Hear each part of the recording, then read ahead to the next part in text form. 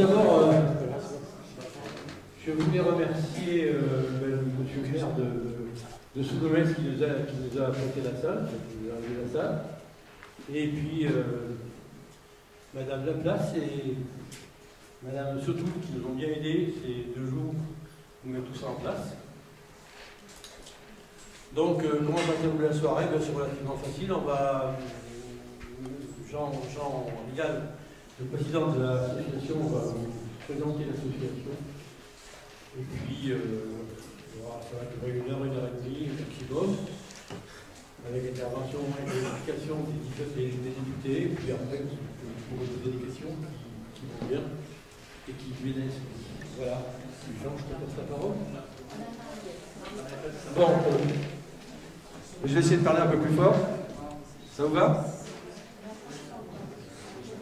Alors, pourquoi cette réunion de la CCDM ici à Soudomès? Alors d'abord, la CCDM, donc c'est Association de citoyens contre les erreurs médicaux.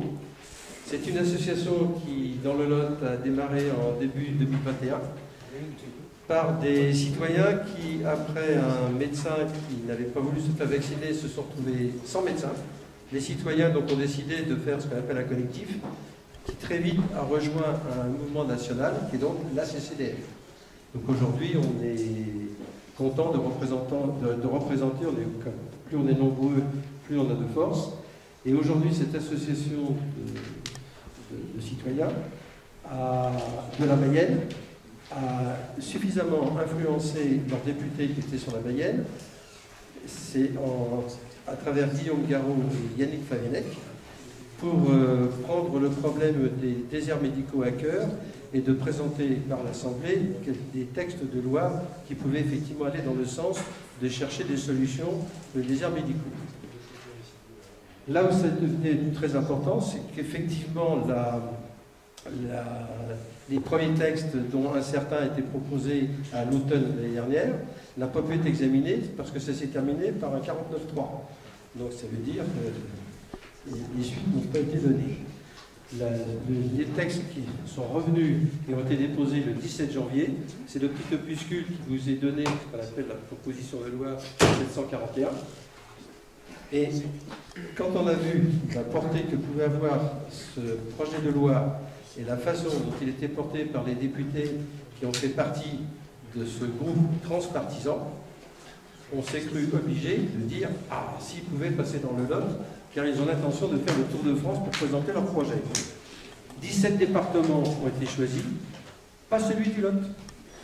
Simplement parce que les députés qui faisaient partie du groupe, on l'ont fait dans les départements qui sont les représentants. Et effectivement, donc, le Lot n'étant pas dans cette catégorie, je me suis chargé de contacter Aurélien Radier, qui effectivement nous a dit d'accord, si vous voulez le faire, je serai prêt à accueillir les députés dans le cadre on va dire, d'une étape complémentaire. Une étape complémentaire du Tour de France. Donc cette étape du Tour de France, la dernière qu'on a vue, nous, ici a lieu dans le Gers, le 22 mars. La prochaine aura lieu autour de chez nous, donc c'est le 4 juin, c'est ça? 5 juin. Le 5 juin, dans la Haute-Vienne. Donc ça nous a donné l'idée, pourquoi ne pas en faire une dans le Lot. La date du 25 mai a convenu à notre député pour la mise en place. Et nous avons choisi effectivement Soudomès, parce qu'on aurait souhaité, un petit peu dans le sens de la communication pour faire cette réunion publique, le centre du département et le centre géographique du département, souvent a lieu dans cette salle. Donc voilà pourquoi vous êtes ce soir dans la salle de Soudomès. Alors, maintenant que les choses sont présentées, ces citoyens, qu'est-ce que peut faire cette association? Cette association, c'est de faire monter la voix de toutes ces personnes qui aujourd'hui sont en difficulté de l'accès aux soins. Quand les derniers protocoles qu'on a pu trouver, ou les dernières publications, on le retrouve dans Marianne de l'année dernière, du mois de septembre, où ils ont dénombré plus de 22 millions de Français aujourd'hui qui sont censés être dans des déserts médicaux. 22 millions de Français. Alors on entend des termes médicaux, pas spécialement que la médecine générale, c'est aussi bien le dentaire que les spécialistes, que l'ophtalmologie, presque. C'est surtout la difficulté d'accéder aux soins à proximité et dans un délai raisonnable. Parce qu'aujourd'hui, qui n'est pas frappé par ce problème de « j'ai pas de médecin », quand je veux voir un spécialiste, je pourrais avoir un rendez-vous dans 6 mois, ou quand je dois me déplacer, quand je peux me déplacer, c'est souvent même dans des départements qui ne sont pas forcément à côté. Donc c'est ça qu'on appelle la difficulté d'accès aux soins.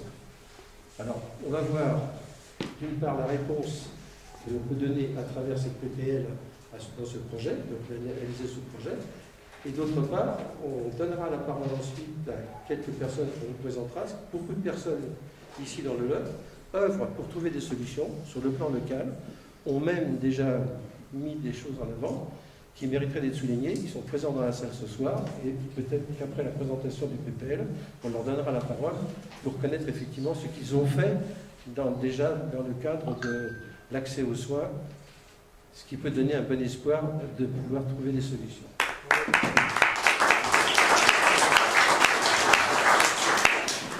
Bonsoir à toutes et à tous. Bienvenue une nouvelle fois ici à Soulomès. Merci Monsieur le maire de nous accueillir. Je salue les élus qui sont présents.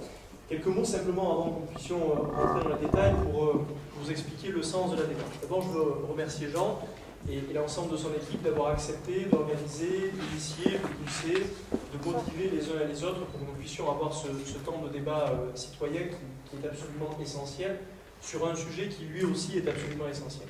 Je voudrais saluer mes deux collègues qui me font plaisir de nous rejoindre. Vous dire que nous ne sommes pas tout à fait les mêmes.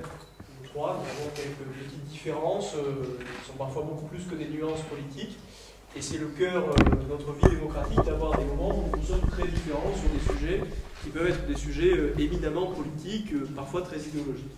Mais il nous arrive, et il nous est déjà arrivé au-delà même des questions de santé, d'avoir des points d'accord sur des questions qui nous paraissent relever de l'intérêt général et qui ne méritent aucunement des clivages artificiels que nous pourrions avoir entre les uns et les autres. Donc lorsque la question s'est posée, que nous nous retrouvions, nous qui sommes issus d'horizons politiques très différents et qui allons rester dans des horizons politiques très différents, lorsque la question s'est posée, que nous nous retrouvions ensemble pour parler de cette question essentielle qui est celle de l'accès aux soins, il n'y a pas eu une seule minute d'interrogation. Il est évident que cette question nécessite, impose et justifie que nous puissions rassembler des forces politiques très différentes, très variées, parce que sans cela, on ne fera pas avancer le sujet. Et pour l'avoir vécu à l'Assemblée nationale, comme mes collègues à plusieurs reprises, à l'Assemblée, le clivage, il n'est pas tant entre la droite, la gauche, un camp ou un autre sur les questions de santé. Le clivage, il est entre ceux qui ne veulent pas que ça avance et ceux qui, aujourd'hui, ont conscience dans les territoires pour le vivre, qu'il n'y a pas d'autre solution que de prendre des décisions, parfois un peu radicales, pour sortir de la situation extrêmement grave que nous connaissons. Un mot de la situation, au-delà de vous expliquer et de vous avoir expliqué la démarche politique, qui pour moi est une démarche naturelle et je pense qu'il peut aussi faire du bien à notre démocratie, il faut en revenir aux enjeux qui nous concernent. Il y a aujourd'hui un enjeu en volume. Cet enjeu en volume, c'est le nombre de personnes qui n'ont plus accès à un médecin en premier recours, en second recours, le médecin généraliste, parfois les médecins de prévention dont on ne parle pas et qui ont aujourd'hui quasiment disparu de la circulation et qui pourtant sont absolument essentiels, et puis tous les spécialistes. Nous sommes ici dans un département où, quelles que soient les initiatives que les élus locaux pouvons porter ou que d'autres acteurs peuvent porter, demeure une fracture profonde qui est celle du désert médical. Et nous en sommes à un point où, au-delà même des initiatives de maisons médicales, de maisons de santé, de salariats de médecins, s'il n'y a pas une évolution du cadre législatif national, alors nous sommes convaincus qu'on ne pourra pas régler durablement cette question des déserts médicaux. On pourra continuellement chercher des solutions, en trouver. On est ici sur un territoire qui est très équipé, avec une maison de santé, mais on pourra consacrer toutes ces forces-là si, à un niveau national, il n'y a pas une refonte profonde depuis la formation des médecins jusqu'à leur installation, alors tous les efforts que nous produirons n'iront pas jusqu'au bout et ne régleront pas l'essentiel du problème.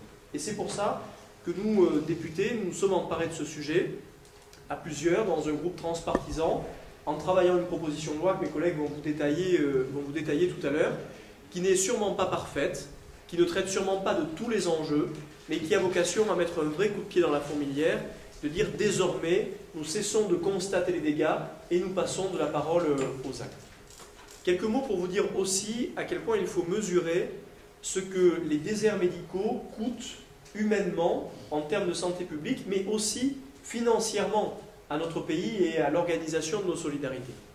Il faut avoir en tête que lorsque la chaîne de soins est rompue, depuis le médecin de prévention jusqu'au médecin généraliste, jusqu'au médecin spécialiste, lorsque un de ces maillons est difficile d'accès, alors le jour où il faut prendre en charge le patient, le coût pour la collectivité, sans parler même de l'état de santé du patient, est prodigieusement plus important que si la chaîne avait été parfaitement organisée.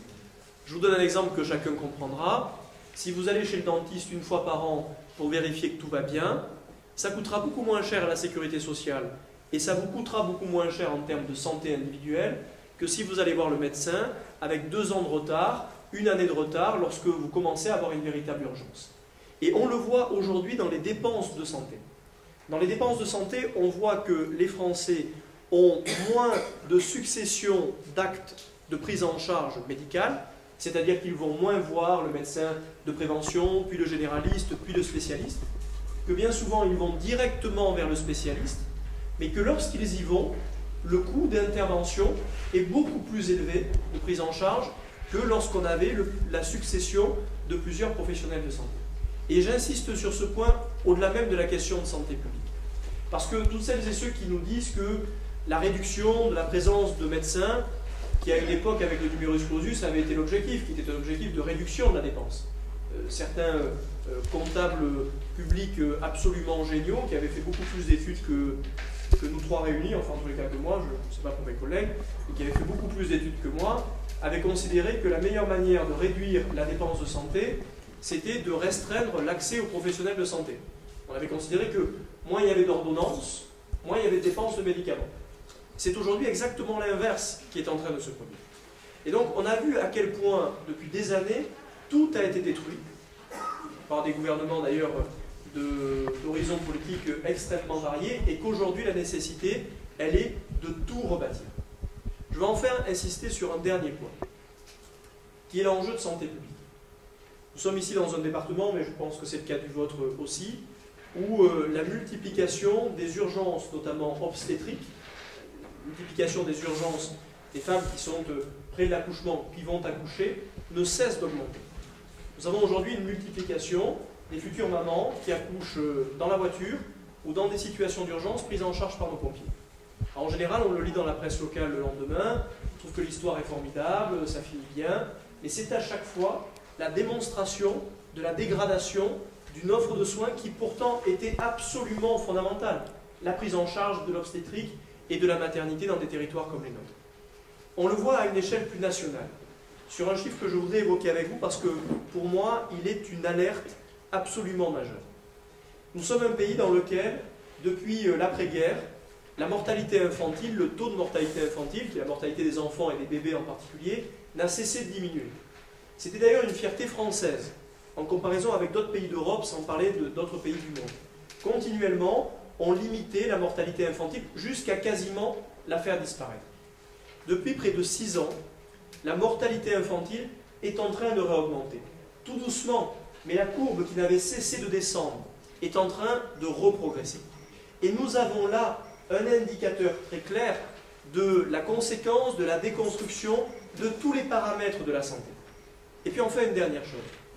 Nous sommes un pays dans lequel les uns et les autres se sont battus depuis des décennies pour lancer des grandes campagnes de santé publique.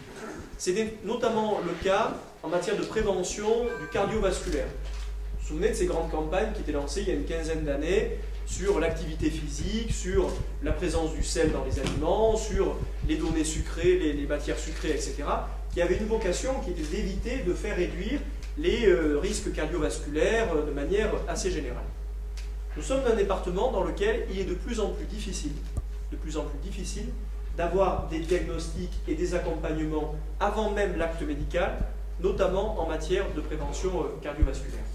Quel est l'intérêt pour un pays comme le nôtre de mobiliser autant de moyens dans des campagnes de santé publique, dans des campagnes de santé publique de vaccination par exemple, si nous sommes incapables, tout au long de la vie, d'avoir un accompagnement efficace en matière de santé publique.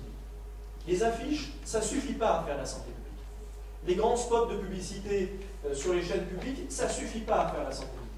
Pour faire de la santé publique, il faut des acteurs de la santé publique. Il faut des femmes et des hommes dont c'est le métier. Il faut une présence physique qui est bien plus importante qu'une présence à distance, comme on est en train d'essayer de nous la proposer. Et c'est tout cet enjeu que nous sommes en train de traiter. Mes collègues vont vous présenter en détail la proposition de loi. Il faut peut-être insister sur un point, je pense qu'ils le feront. Nous avons déjà à l'Assemblée, par cette proposition de loi transpartisane, franchi une grande étape. Cette grande étape, c'est de réussir à mettre d'accord, je crois, près de 200 députés, de mes souvenirs. 206. Bon, ça dépend. Vous voyez, selon le bord politique, ils n'ont pas... C'est les chiffres du syndicat. Oui, c'est la police et les syndicats. Pour les syndicats, 206. Bon, autour de 200. C'est déjà absolument exceptionnel. Ça arrive très rarement. Mais il faut aussi que nous soyons honnêtes avec vous. La grande difficulté désormais, elle est d'imposer l'examen de cette proposition de loi. Je ne vais pas vous faire un cours de droit parlementaire, mais la réalité, c'est que nous, les parlementaires, nous maîtrisons que très peu ce qu'on appelle l'ordre du jour. Et l'ordre du jour, c'est stratégique. L'ordre du jour, ce sont les propositions de loi, non pas qu'on a écrites. On passe souvent de temps les uns les autres à écrire des propositions de loi qui ne seront jamais examinées par l'Assemblée nationale. La vraie clé, c'est lorsqu'on arrive à trouver la possibilité d'inscrire à l'ordre du jour la proposition de loi et donc de la faire débattre. Il y a 30 ou 40 ans, même 20 ans, une proposition de loi qui poussait à des mesures contraignantes pour l'installation des médecins n'avait non seulement aucune chance d'être inscrite à l'ordre du jour de l'Assemblée, mais n'avait aussi aucune chance d'être votée par l'Assemblée nationale. Aujourd'hui, les choses ont changé. Si cette proposition de loi est inscrite à l'ordre du jour de l'Assemblée nationale, il y a de fortes chances qu'elle puisse être adoptée. Et c'est tout le combat que nous avons à mener désormais. De trouver l'occasion, qui n'est pas simple, de faire inscrire ce texte-là dans l'ordre du jour de l'Assemblée nationale et de pouvoir mener la suite de la bataille. Voilà ce qui nous attend, après qu'une première étape ait été franchie, qu'une deuxième le soit avec ces réunions publiques qui permettent d'informer les citoyens et que vous rejoigniez la mobilisation qui est celle des parlementaires. Et je vais désormais laisser la parole à mes collègues qui vont rentrer dans le détail des mesures qui sont proposées par cette proposition.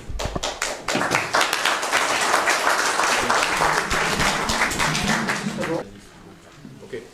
Alors, très rapidement, on a... Oui. C'est pour te répondre comme ça, mais parce qu'après je refile le micro.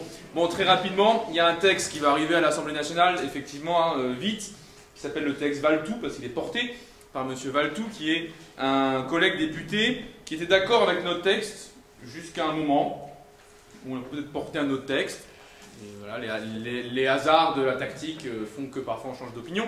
Mais il est, disons, le porte-parole du ministère de la Santé aujourd'hui, qui veut avancer sur quelques éléments, notamment les CPTS, bref, comment mettre en réseau plus facilement les professionnels de santé. Bon, c'est une chose, on n'est pas hostile par ailleurs. La difficulté, c'est que ça va prendre en fait un temps d'examen à l'Assemblée sur les sujets de la santé publique que nous, on souhaiterait voir utiliser pour aller au fond, pour aller à la racine du problème.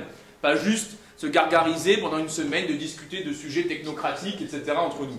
Donc, que fait-on? Il y avait deux options. Il y avait une option, c'était on fait tout contre le texte, on essaye de le dégager. Ça fait plaisir, mais c'est pas très utile. Donc, on est plutôt parti sur l'idée d'essayer de le réécrire avec tous les membres du groupe de travail, donc dans la perspective de ce qu'on va vous présenter là. Ce qu'on va vous présenter là, c'est à la fois un texte, ce texte de loi, vous avez quelques exemplaires au fond de la salle. Donc c'est, on va dire, la base commune pour 200 et quelques députés. Et cette base commune, on va la décliner en amendement pour que le texte de Valletoux soit réécrit en fonction de ça. Et donc ce qu'on va vous présenter avec Damien fera l'objet d'amendements qui sont co-signés par des députés de 9 groupes différents. C'est assez inédit, hein. 9 sur 10 qui co-signent. Vous avez des co-signatures, il y aura des amendements, des Républicains, des Horizons, des Modem, des Renaissances, des communistes, des Verts, des Insoumis, des Socialistes. Voilà, qui vont signer les mêmes amendements pour que ce qu'on vous propose ce soir, pour ce qu'on vous présente ce soir, devienne le texte de loi ordinaire, et que même lorsque une ministre, en l'occurrence, essaye d'empêcher les députés de pouvoir travailler correctement, présenter leur travail et le voter. Parce que vous avez sans doute suivi que ces derniers temps, on n'a pas toujours le bonheur de voter, même lorsqu'on le souhaiterait.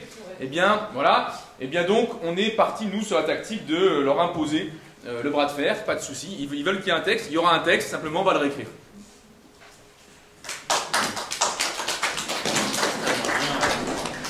Les choses extrêmement bien présentées. Donc, déjà, on a déjà commencé la phase de questions-réponses. Non mais rapidement, donc moi je m'appelle Damien Maudet, donc je suis député de la Haute-Vienne. Il faut dire que le Lot ne m'est pas tout à fait inconnu parce que j'ai grandi en Corrèze, donc j'étais un de vos voisins. Enfin, c'est surtout vous qui venez chez nous dans nos lycées, nos hôpitaux, etc. Et puis je connais un peu les fêtes de Martel aussi, donc voilà, tout ne m'est pas tout à fait étranger. D'ailleurs, tout à l'heure, Aurélien me faisait remarquer que j'avais une gourde et je lui ai dit que j'en avais vu assez peu lors des fêtes de Martel, des gourdes. C'est vrai que ça ressemblait plus à des grosses pains qu'à des gourdes. Je voulais juste remercier déjà Monsieur le maire, ensuite Jacques, Jean et l'association des citoyens contre les déserts médicaux, donc tous les bénévoles qui nous ont permis aujourd'hui d'être ici. Juste d'un mot, parce que je pense qu'Aurélien a dit l'essentiel sur notre démarche, sur les déserts médicaux, mais c'est quand même, le constat c'est que ça, en fait les déserts médicaux c'est d'une part un agacement quotidien, et en même temps ça peut être aussi des drames quotidiens. Tout à l'heure j'ai parlé justement du manque de médecins, notamment pour les accouchements, etc. Donc effectivement ça peut être des agacements comme ça peut être des drames. Nous, moi, enfin je ne sais pas si c'est votre cas, mais moi toutes les semaines, on a des gens qui nous sollicitent parce qu'ils n'ont pas de médecin. Ils nous disent, est-ce que monsieur le député, vous pouvez me trouver un médecin? J'arrive pas à en trouver, les maires nous disent la même chose.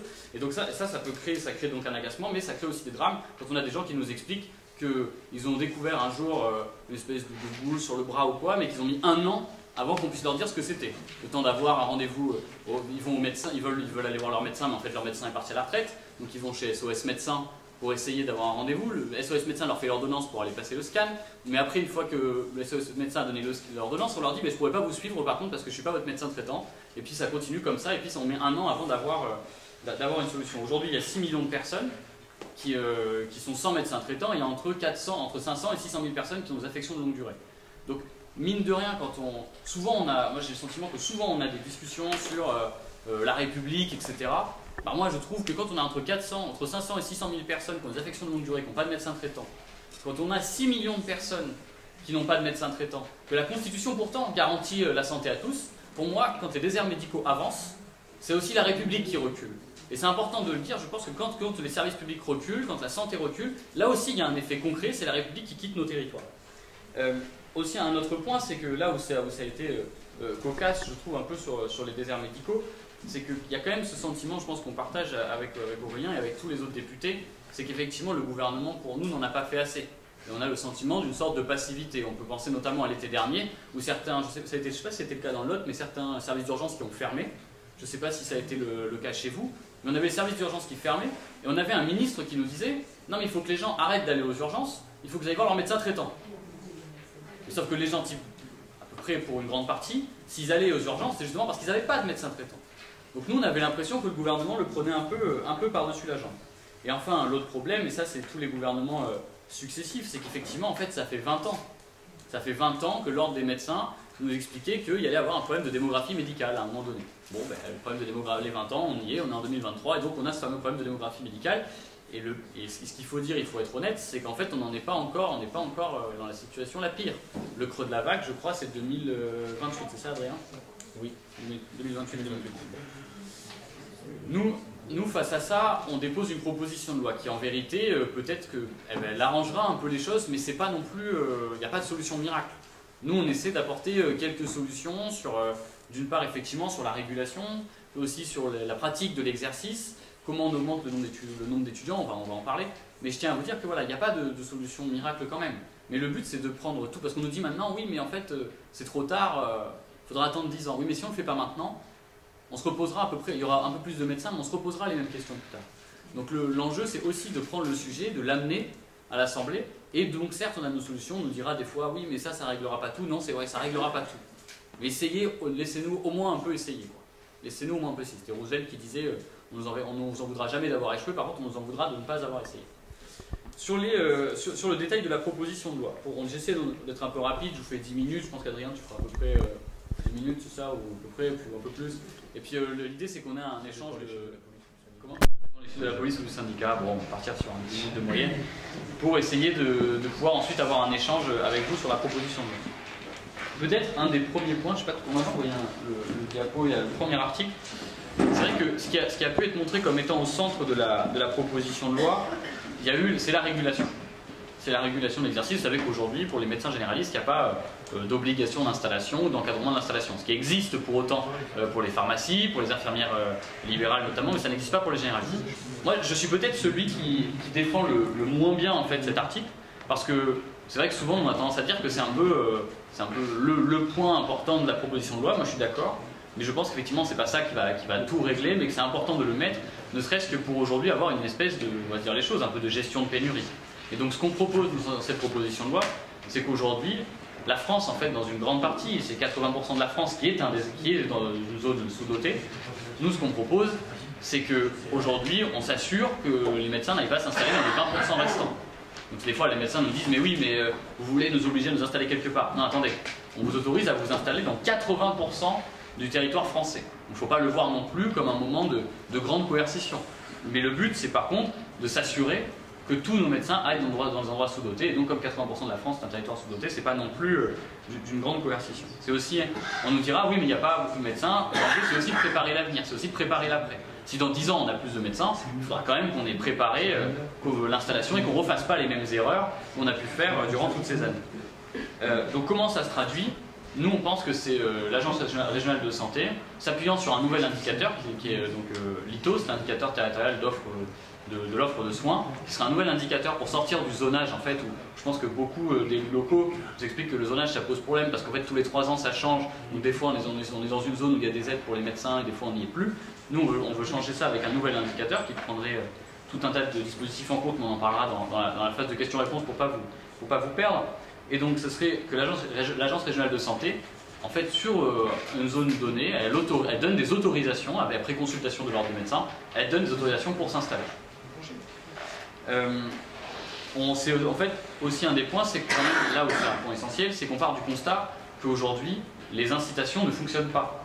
Il existe des incitations, des aides à l'installation qui peuvent des fois apporter à certains, mais en tout cas, les rapports de la Cour des comptes et d'autres rapports expliquent que ça ne joue pas fortement ou très fortement sur l'installation des médecins, et aujourd'hui ça coûte tous les ans à peu près, j'avais marqué, ça a pris 90 millions d'euros par an aux contribuables, et pour un effet qui est même très très modéré.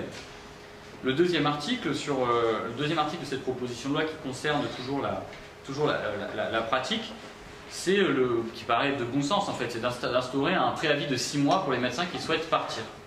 Ou partir en retraite. C'est-à-dire que 6 mois avant, ils doivent annoncer qu'ils vont partir, ce qui peut laisser un peu de temps pour trouver une solution, même si ça reste pas l'alpha et l'oméga, mais ça laisse un peu de temps pour éviter qu'on ait des situations où un médecin part du jour au lendemain.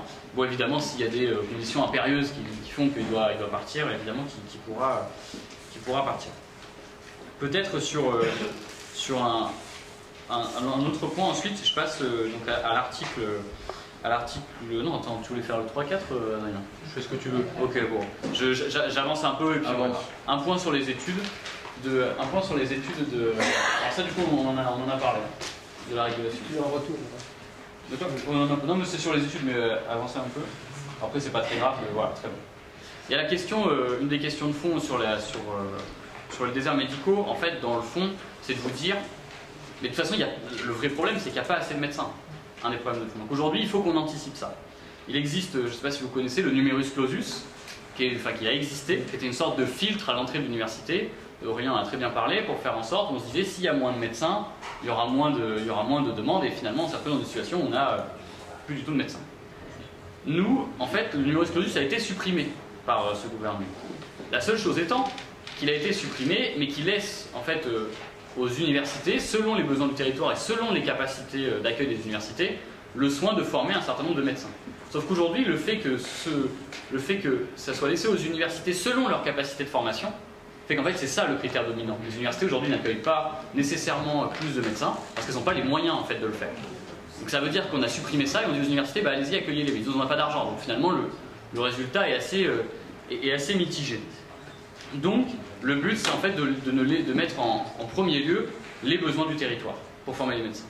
Et après, le fait que, du coup, il doit y avoir de la part de l'État des investissements nécessaires pour faire en sorte que les universités puissent accueillir. Alors on va dire oui, on va pas pousser les murs. Des fois, moi je me poserais la question, il y a un moment donné, peut-être que si on a besoin de former énormément de médecins, il faudra peut-être se poser certaines questions sur la création de nouvelles universités de médecine. Un des points, j'allais vous prendre des points basiques, mais selon les besoins du territoire, aujourd'hui, moi je suis de Limoges, on manque par exemple de pneumologues spécialisés sur la mucoviscidose. À tel point que là, le centre de ressources sur la mucoviscidose risque de fermer parce qu'il n'y a plus de médecins pneumologues en fait, qui sont spécialisés sur ce sujet. J'ai eu un médecin pneumologue au téléphone qui me dit « Moi, ça fait des années que j'alerte pour qu'on puisse former de nouveaux médecins, de nouveaux étudiants et des médecins sur ce sujet. » Bon, bah, typiquement, si on prend en compte les besoins du territoire avant les capacités de formation et qu'il y a les moyens qui sont alloués, bon, ben, on irait former ces spécialistes-là. Et ensuite, un deuxième point sur les études, c'est, je ne sais pas si vous connaissez, il y a le CESP, donc le contrat d'engagement de service public. Ça existe pour les étudiants en médecine du deuxième cycle, qui peuvent en fait faire un contrat avec l'État. Leurs études sont payées et en échange, à la fin, ils doivent donner à l'État un certain nombre d'années. Bon, nous, on veut ouvrir ça dès la première année. Pour ceux qui viennent de territoires défavorisés, que ce soit des zones rurales ou des zones urbaines, parce qu'on pense que déjà, ça évite de se poser tout un tas d'autres questions lors de sa première année de médecine, qui serait comment je vais faire pour aller manger, et donc de leur payer d'une part leurs études, mais c'est aussi parce qu'on pense qu'en fait, pour répondre à la question des déserts médicaux, il faut qu'on permette aux gens qui vivent dans ces déserts médicaux, aux jeunes étudiants, qui veulent se former à la médecine, d'avoir tous les moyens de le faire. Moi, je vous prends un exemple très concret. Je ne sais pas si vous connaissez Limoges, si vous ne connaissez pas, vous savez, vous pouvez passer éventuellement votre prochain été. Il y a quand même un des quartiers qui s'appelle le quartier de Beaubreuil qui aujourd'hui n'a presque plus de médecins.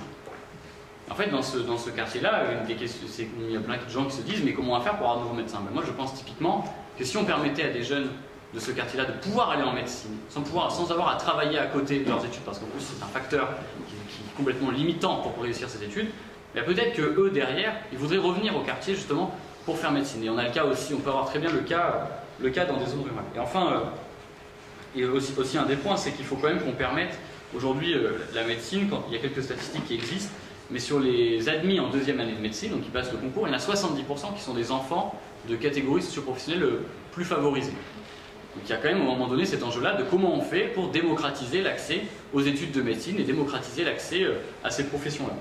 Et enfin, dernier point, c'est que dans la proposition de loi, il est prévu, notamment sous forme d'expérimentation, alors ça va un peu plus loin, c'est de se poser la question à un moment donné de créer des écoles normales supérieures de la médecine, comme ça existait, comme ça existe d'ailleurs, et comme ça a pu exister quand on s'est dit qu'il fallait absolument que sur tout le territoire, on ait des écoles, des professeurs compétents, parce qu'il fallait faire en sorte que tout le monde puisse être bien éduqué. Aujourd'hui, je pense qu'on peut se poser la question, il faut que tout le monde puisse avoir accès à la santé, et nous, on aimerait aller dans une démarche où on aurait ces écoles normales, supérieures donc de médecine, et qui pourraient notamment permettre d'avoir une prépa, d'avoir des études payées pour certains, qui pourraient le faire juste après le lycée. Et c'est comment en fait, mais tout ça doit être pris, donc c'est sous forme d'expérimentation, mais c'est comment en fait on met tout en branle pour faire en sorte qu'on puisse former un maximum de monde pour avoir demain des médecins.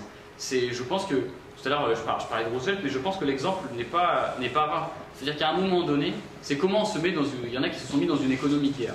Moi je crois qu'aujourd'hui, vu le déficit de santé qu'on a, il y a 20 ans on avait le meilleur système de santé du monde, aujourd'hui je pense qu'on n'est plus là.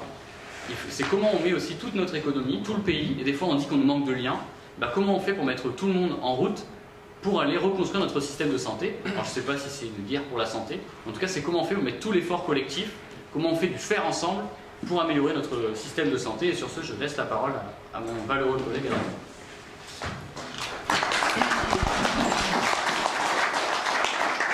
Bon, donc, je vais tenter d'être valeureux, comme tu viens de l'indiquer à l'instant. Alors, je pense qu'il y a quelque chose quand même de très fort qui unit toutes les participantes et tous les participants à ce groupe de travail. C'est le constat qu'aujourd'hui dans notre pays, être en bonne santé est redevenu un privilège de naissance. C'est-à-dire que selon le lieu, selon le territoire où vous naissez, où vous grandissez, vous n'avez pas les mêmes chances de vie. Vous n'avez pas les mêmes chances de santé. Vous n'avez pas les mêmes chances de grandir, de vieillir en bonne santé. Et c'est face à cette situation que, évidemment, on a un état d'urgence tel qu'il justifie d'abattre beaucoup des cloisonnements idéologiques qu'on peut connaître les uns les autres. Alors je suis également donc, député France Insoumise de la Haute-Garonne, pas très très loin, et je voudrais prendre la suite de ce que tu as exposé. Tu es notamment revenu sur la question de l'installation. Premier enjeu, ce que tu as expliqué, un médecin, ça met 10 ans à être formé. On n'a pas 10 ans devant nous. Donc, comment on fait pour organiser sur le territoire la présence des médecins? La puissance publique doit s'en charger. Tu es revenu sur la formation.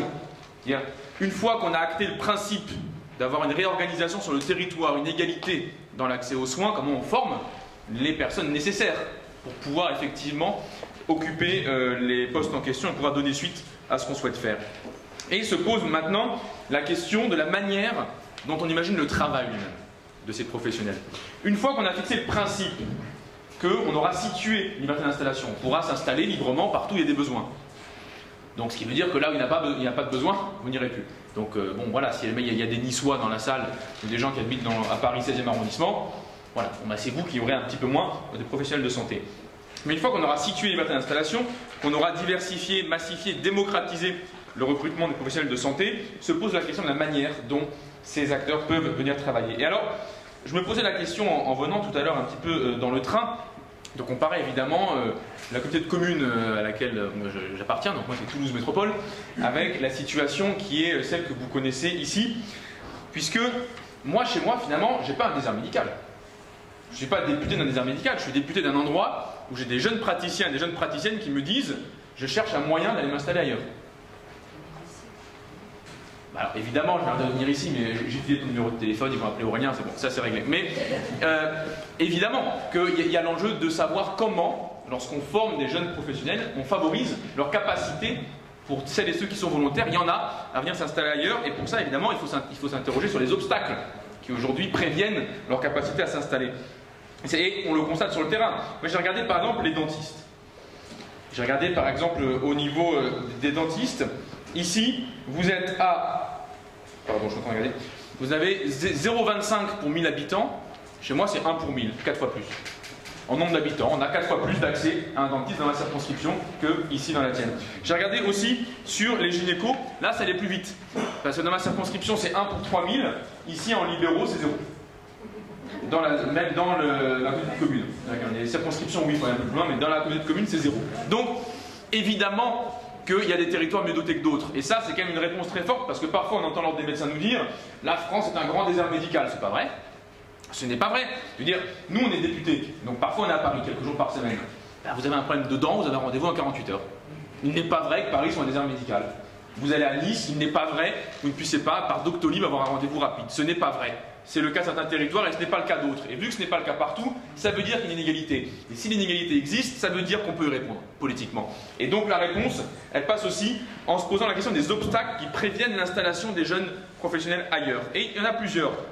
Je vais revenir sur 3 qui sont essentiels. Et qui ont, on va dire, un point commun. C'est qu'on voit que tous les jeunes médecins revendiquent d'avoir une vie plus ordinaire que les anciens médecins. Oui, la plupart des jeunes professionnels de santé ne veulent pas travailler 90 heures par semaine.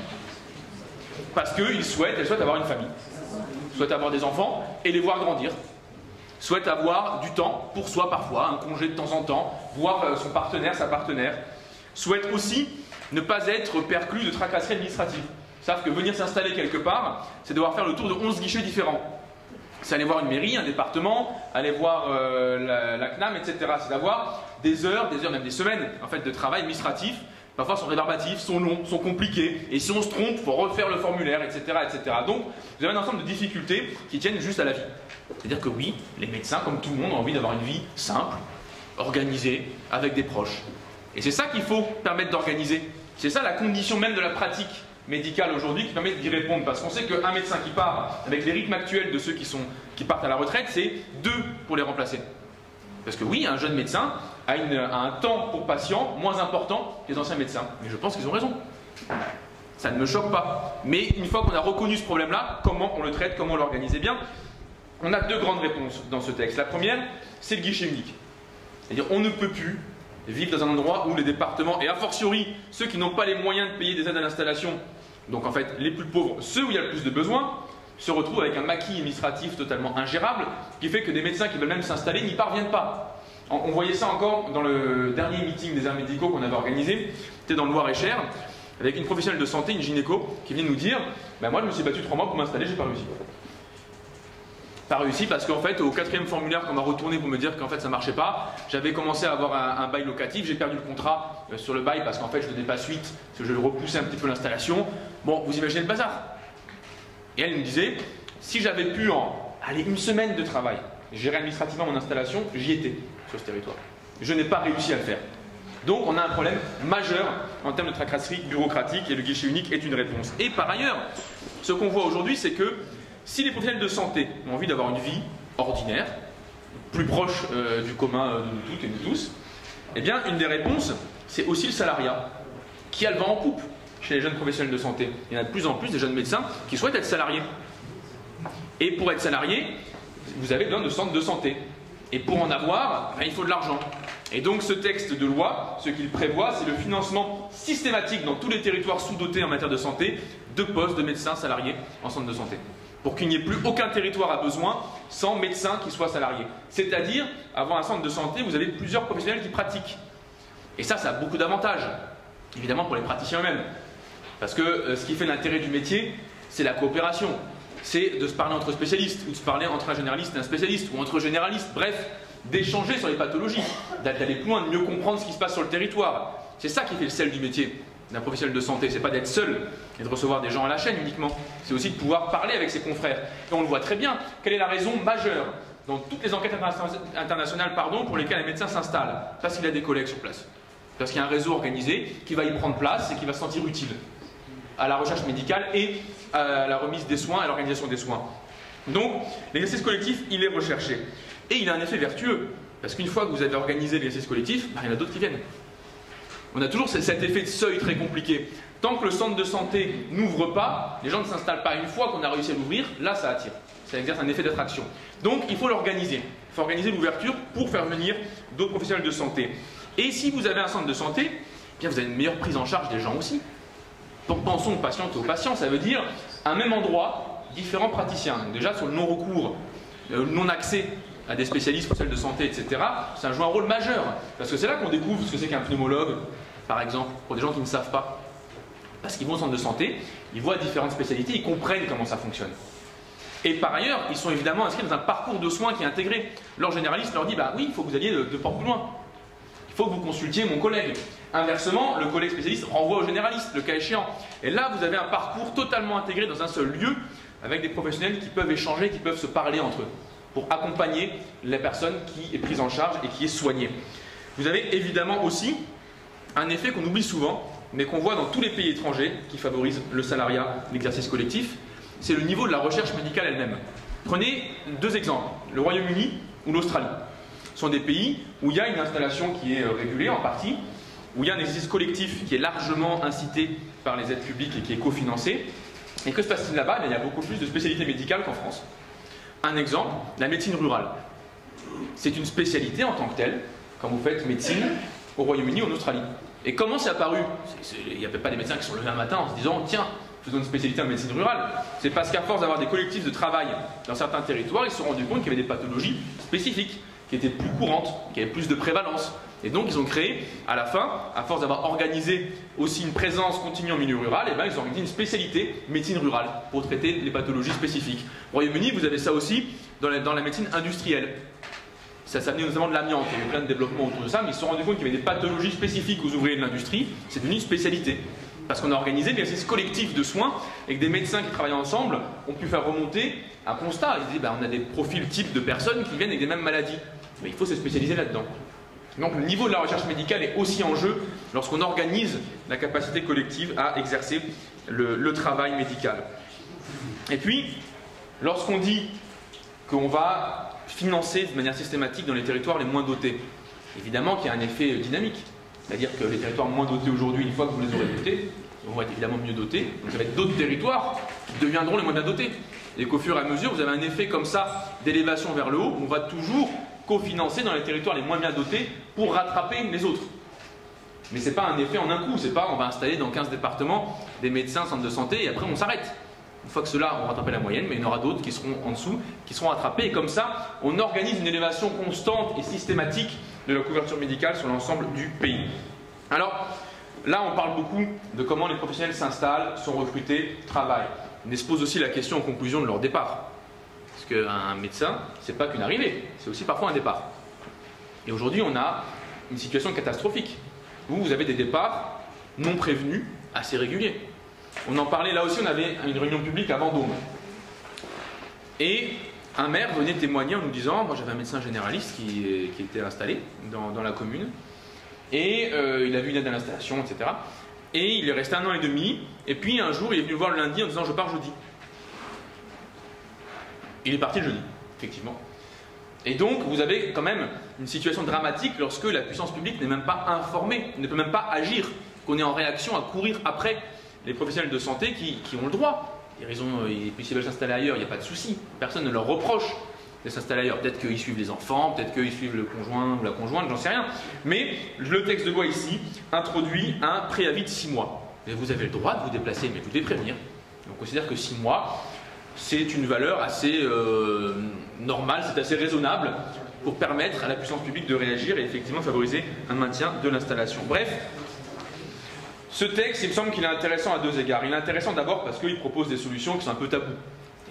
Réguler l'installation, financement salarié, même si c'est une demande chez les médecins, ça reste un sujet un peu tabou.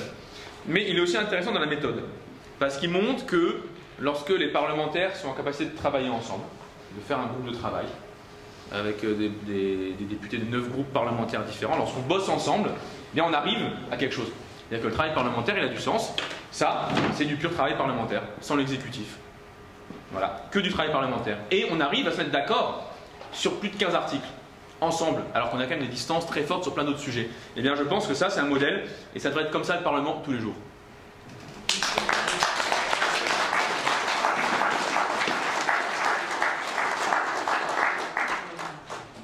Alors, ce que je vais vous proposer, là, effectivement, c'est de voir après, avant de lancer une discussion, un débat avec...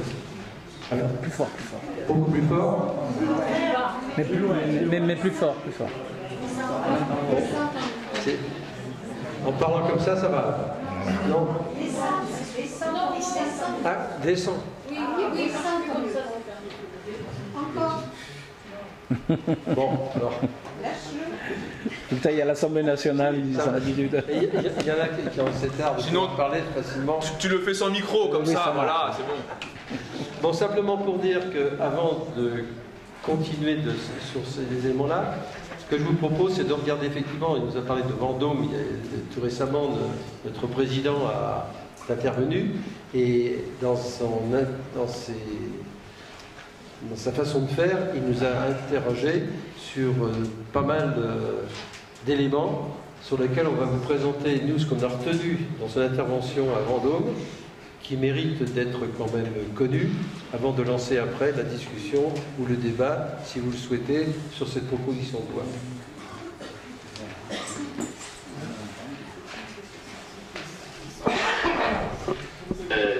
Pour votre territoire, en fait, ça couvre France entière. Si on regarde les choses, de toute façon, on a un déficit aujourd'hui de médecins, enfin de soignants paramédicaux. Ce déficit ne va pas se régler pour les médecins dans les années qui viennent. Je dirais même que l'ouverture du numerus clausus qu'on a décidé en 2018, j'aurais eu du mal à décider plus tôt, donc commence en 2018, mais on va mettre 10 ans à voir, et la démographie continue à être celle-ci, on a 30% qui ont plus de 60 de médecins en pratique qui ont plus de 60 ans. Donc ça va continuer, si on prend et qu'on dit les comportements ne changent pas, etc., à l'échelle de la nation, il y aura moins de médecins dans les années qui viennent.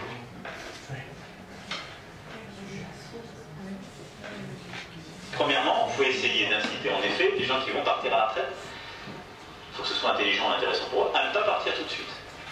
Donc c'est pour ça qu'on a simplifié le cumul. Moi je prends le point, on l'a fait pour des activités, je dirais de manière linéaire, il faut qu'on le fasse pour des tâches, des missions, en organisant tout simplement le temps de travail. Il ne faut pas se faire des nœuds au cerveau. Comment il faut exactement prendre les dispositifs d'urgence, en regardant quel est l'employeur de référence qui a été pris à chaque fois. Est-ce que c'est une collectivité locale, est-ce que c'est l'hôpital ou autre. Mais c'est de la simplification, il faut y aller. On l'a lancé lancer les choses avec la nouvelle organisation. Je ne crois pas à l'option coercitive, je crois à l'option qui consiste à créer une offre de soins organisée de manière coopérative qui correspond aux besoins sur le terrain. Et donc c'est les maisons comme vous l'avez fait, c'est ce qu'on a fait avec le PPTS, c'est développer comme on l'avait fait dès Ma Santé 2022 que l'on accélère les assistants médicaux et autres qui permettent de déléguer des actes, je vais y revenir, et c'est de décloisonner au maximum public-privé toutes les pratiques. On va continuer, et ça va dans le sens de la pratique ici, à favoriser les délégations d'actes. C'est-à-dire pousser à déléguer à des IPA, à des infirmières, à des sages-femmes, à des pharmaciennes, pharmaciens, à des orthoptistes ou autres, des kinés, tout à fait. Vous avez raison, Monsieur le Président, la Présidente m'a bien rappelé de venir. Des actes qui aujourd'hui sont faits par un médecin généraliste ou un spécialiste. Moi, je partage totalement ce qui a été dit sur la téléconsultation aussi. Il faut continuer de libérer de manière intelligente cette activité. On a commencé à la rouvrir, mais c'est une réponse qui est tout à fait importante.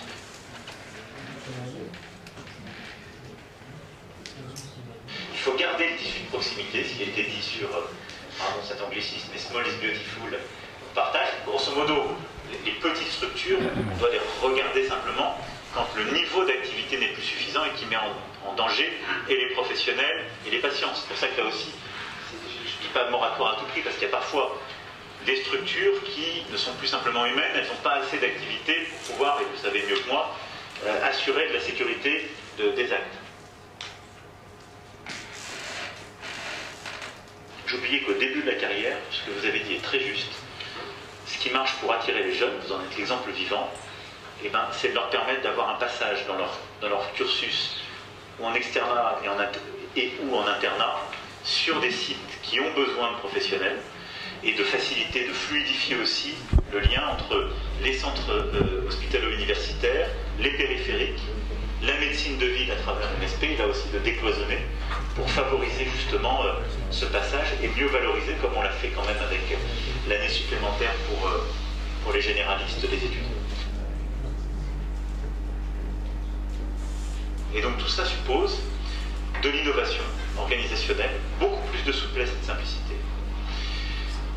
Un refus des décisions parfois, si je puis dire, univoques ou d'un modèle unique, et beaucoup de coopération entre les professionnels, les patients, qu'il ne faut pas oublier, les élus, l'assurance maladie et l'État. Et donc moi je suis un peu le garant de cet esprit de coopération. Bon, c'est pas bon pour la santé ça. Hein.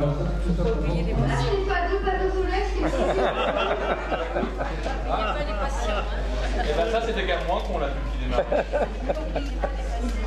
C'est simplement pour vous présenter la réponse que peut avoir le président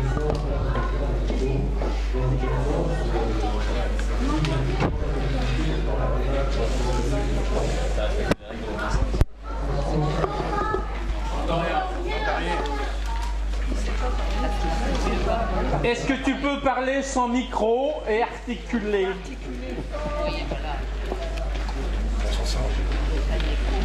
Ça marche sans micro. Là. Non,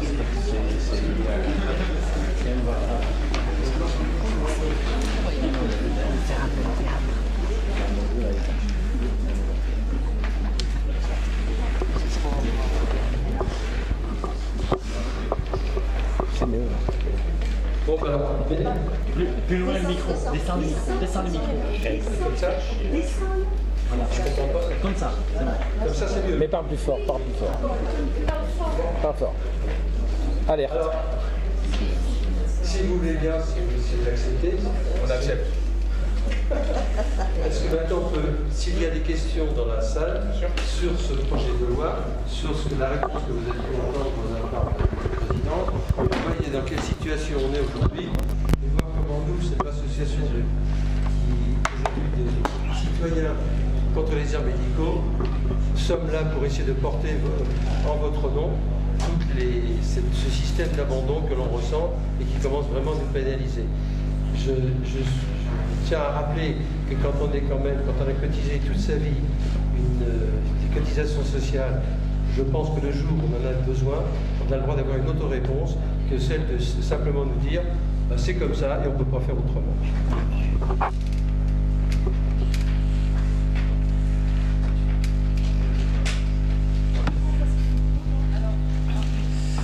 Non, mais je pense que les gens, ils vont sans micro, ça passe. Jean-Pierre, t'as de la voix. T'as pas besoin de micro. Bonjour à tous. Une introduction d'abord pour dire, peut-être déjà pas plus d'introduction, pour dire un petit peu au départ, il y a certains sinistres. Avoir des hommes politiques, essayer de venir réparer ce qu'avait brisé, ce qui avait freiné leurs aînés dans les différents partis politiques. Je voulais quand même le dire. C'est pas d'aujourd'hui, c'est vrai. Tout à fait, ça a été organisé d'une certaine manière. Et je suis content. Je vois moins le cynisme, mais je vois plutôt l'humilité de votre part de venir réparer ce qu'on peut vous aider. Voilà, en termes politiques. Parce que c'est pas. Je pourrais ignorer la discothèque de beauté si vous voulez. Parler de T2A, parler de numerus clausus, de tarification à l'activité, comme on a dit, ou de regroupement hospitalier, des créations des ARS, de l'opacité des ARS avec la gestion de systèmes privés derrière qui font des choix politiques, alors que ça devrait être aux politiques à faire ces choix-là. Donc je suis bien content qu'il y ait actuellement donc, des gens qui se regroupent de différents partis pour créer quelque chose de constructif. On n'est pas dans un sophisme populiste, ni droite, ni gauche, ni un sophisme. On est vraiment dans la construction. Je pense que c'est de ce côté-là que doit aller la démocratie. Voilà. Alors, pour parler un petit peu du texte de loi, moi je vois deux points aveugles à ce texte de loi. Alors d'abord les transports sanitaires. Il y a une nette tension au niveau des transports sanitaires, notamment sur le Lot. Quand nous avons des urgences dans les hôpitaux, le week-end, les jours fériés, difficile de transférer les patients qui le mériteraient vers des établissements spécialisés qui pourraient leur donner toutes les chances de guérison. Voilà, il faut attendre souvent le lundi. Vous pensez à ça. Hein, on ne peut pas tout faire dans une loi, je le comprends. Mais il faut penser à ces transports sanitaires. Deuxième point aveugle, le côté paramédical. Beaucoup d'hôpitaux ferment leurs services, à soit des urgences ou d'autres services, parce qu'il manque de personnel paramédicaux. Quand on voit un petit peu ce qui se passe dans les écoles infirmières, souvent, presque la moitié en deuxième année abandonnent dans les écoles infirmières. Il y a un réel problème voilà, dans les hôpitaux, et ça, je pense qu'il faut le dire. Et ça a une répercussion en matière de sécurité en santé. Hein. Moi, je parlerai plutôt volontairement, non pas de désertification médicale, mais d'insécurité sanitaire. Hein. On nous met à des fois nous mettre à faire à gérer plusieurs services en même temps, et ça nous met dans des situations professionnelles très délicates. Voilà, ça je voulais le dire. Autre chose aussi, la vie infirmière. Pour avoir une conjointe infirmière aussi, c'est très difficile d'avoir des congés. Vous avez des congés, vous ne pouvez pas réserver de toute manière, parce que vous savez qu'on va vous squeezer les congés au dernier moment. Donc la vie et des conjointes de médecins et des conjoints infirmiers doivent exister aussi dans ce système-là, doivent être regardés. Voilà. Une autre chose aussi, c'est des études qui doivent être, à mon avis, tous les métiers en tension, mais d'autant plus dans le sanitaire, doivent être aidés. C'est-à-dire qu'on doit les subventionner. Voilà. Bon, j'ai oublié une bonne partie de ce que je voulais dire parce que je n'ai pas l'habitude de prendre la parole, mais je pense que c'est déjà, j'ai dit quand même quelque chose, j'espère que vous m'avez compris. Voilà.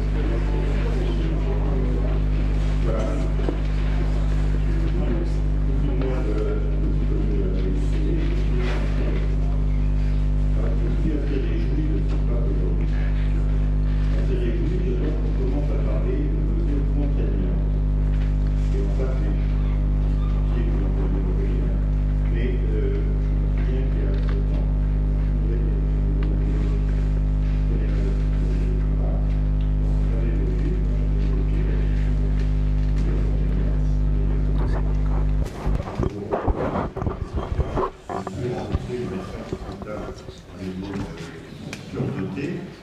Aurélien avait dit non, c'est pas possible. Je suis très content de voir que ça a changé d'avis.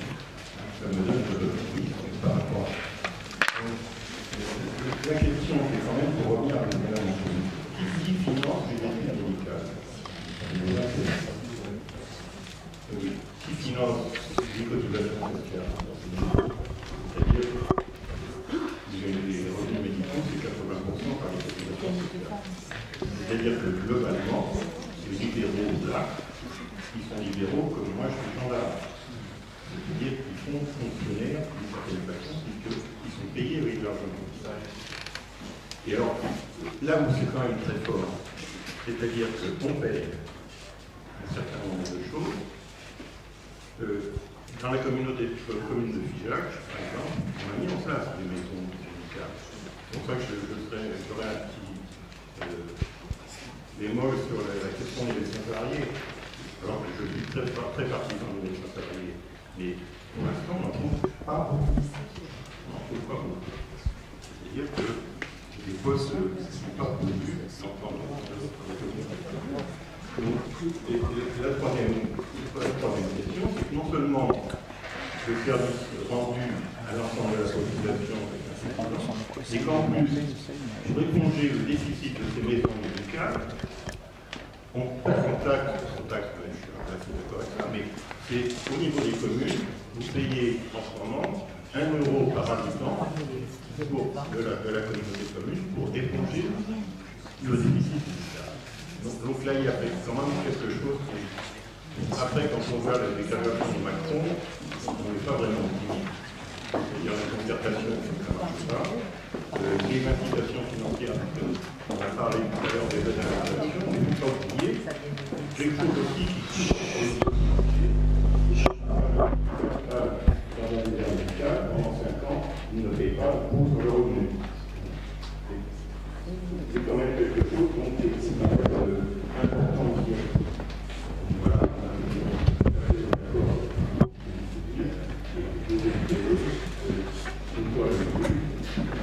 Moi, je ne suis pas optimiste sur le fait que ça arrive. Simplement, quand on entend Rhône dire que les mesures de contraignant, ça ne marche pas, et puisque les mesures contraignantes dans certains nombres d'Allemagne ou Danemark, ça marche.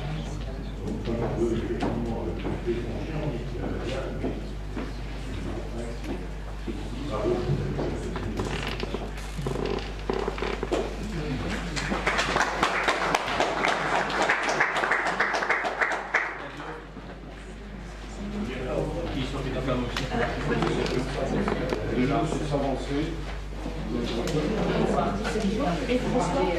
Je vais parler sur le micro, ça sera plus facile. Parce que oui. Je vais vous répondre tout de suite, puisqu'on ne se connaît pas, mais je suis responsable sur le Grand Figeac de la santé. Je suis Claude Jantre, ancien généraliste moi aussi. Je m'excuse, mais quand vous dites que bon, c'est juste une petite correction, mais le centre de santé ne recrute pas, si quand même. Je ne peux pas vous laisser dire qu'on ne recrute pas, on en a recruté 2. C'est grâce au centre de santé que beaucoup d'habitants du Grand Figeac ont un médecin. Il faut quand même ça aussi le savoir. Et effectivement, vous avez entièrement raison. Ça coûte 1 euro par habitant. C'est un désengagement de l'État qui est compensé par les collectivités. Il faut en avoir conscience. Mais moi, je voudrais surtout dire ce soir merci à vous trois. Merci de prendre enfin en charge la problématique de santé telle que j'aurais souhaité qu'elle soit prise depuis longtemps. Je me souviens à l'époque, j'étais déjà conseiller municipal sous Martin Malvy. Donc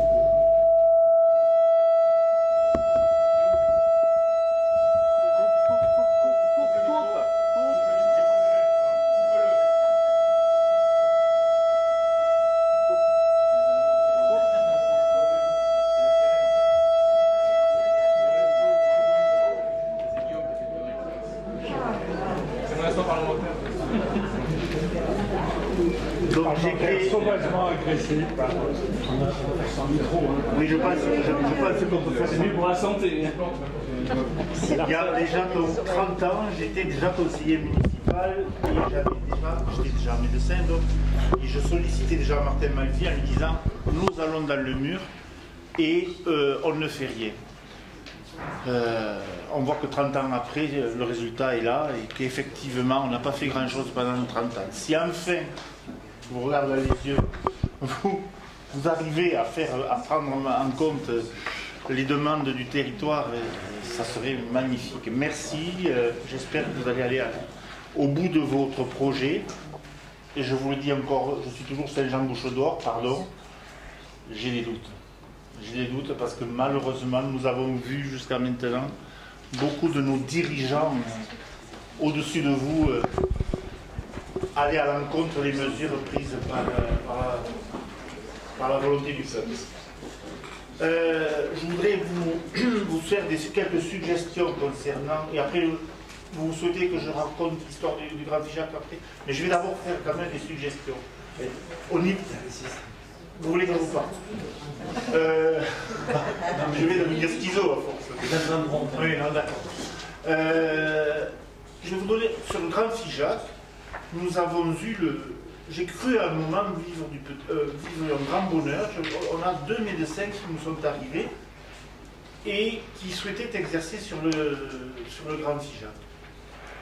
Malheureusement, une était marocaine, mariée à un Figeacois, l'autre était ukrainienne, en plus amie de la sous-préfète, et voulait venir exercer sur le Grand Figeac.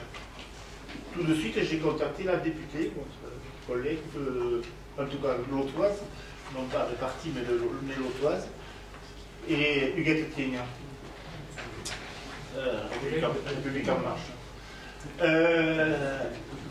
pour faire remonter ce projet. Et malheureusement, impossibilité d'accueillir ces médecins qui ne demandent qu'une chose, c'est à venir sur notre territoire, et qui ne peuvent venir parce qu'il faut, je ne vais pas rentrer dans les détails techniques, il faut 2 ans d'examen d'évaluation des connaissances, des stages hospitaliers, une validation par le Conseil de l'Ordre, impossibilité. Alors qu'on a de la main-d'œuvre qui est là et qui est prête à venir exercer sur le territoire. On vient d'en avoir un 3e qui m'a contacté, un Ivoirien, pareil. Alors lui, il est motivé, il m'a dit je vais faire l'examen de validation de connaissances. Donc, rien que sur le Grand Figeac, certes, ce ne sont pas des Français, mais moi ça ne me dérange absolument pas. Nous avons de la main-d'œuvre et on ne peut pas l'embaucher. Est-ce que vous pourriez, dans ce projet de loi, faire avancer cette demande qui nous permettrait. C'est parfait, je ne l'ai pas lu en détail, pardon. Il n'y a pas de souci, ça nous donne l'occasion de rebondir, c'est bien. Si vous avez tout ça, c'est. On a cette. Non, après je. C'est déshabiller un peu Paul pour habiller Jacques. Ça veut dire qu'en fait, on va pas aussi tout à fait. priver. J'entends, oui, je le connais. Sauf que c'est des gens qui ne veulent. Là, par exemple, c'est l'épouse d'un Figeac. Elle veut venir. La vie est meilleure en France, c'est sûr, est encore meilleure en France qu'en Pologne ou en Roumanie ou en... Bon. En tout cas, j'en ai conscience de cette objection, tout à fait. Mais si on pouvait fluidifier, je vais vous raconter quand même. Nous avons accueilli, je vais le dire, je vous dis encore une fois, je suis Saint-Jean-Bouche-d'Or. À Cap-de-Nac, petit village à côté de Figeac, il y a actuellement un médecin roumain qui ne parle pas un mot de français, alors qu'il est là depuis plus de 5 ans, et qui a sa fille à ses côtés en permanence à faire la traduction auprès des... Non, mais pour vous dire, on accepte un médecin roumain qui, dans le Conseil de l'Ordre, a donné son accord, et on n'accepte pas un Marocain qui veut venir et qui parle parfaitement le français. Il y a des fois où il faut qu'on m'explique le pourquoi du comment. Bon, voilà. Ce que je vais faire une petite critique par rapport à ce qui est fait actuellement concernant les CPTS. J'espère que vous ne... Les CPTS. Alors les CPS, c'est coordination entre les professionnels, communauté de professionnels du territoire de santé. C'est de la coordination entre professionnels de santé sur un territoire. L'ARS nous a pondu ça à grand renfort de milliers d'euros, de centaines de milliers d'euros. Sincèrement, j'en vois pas l'utilité. Et si on avait mis cet argent-là sur la formation des jeunes, je crois que ça serait préférable. Je conclurai mes propositions.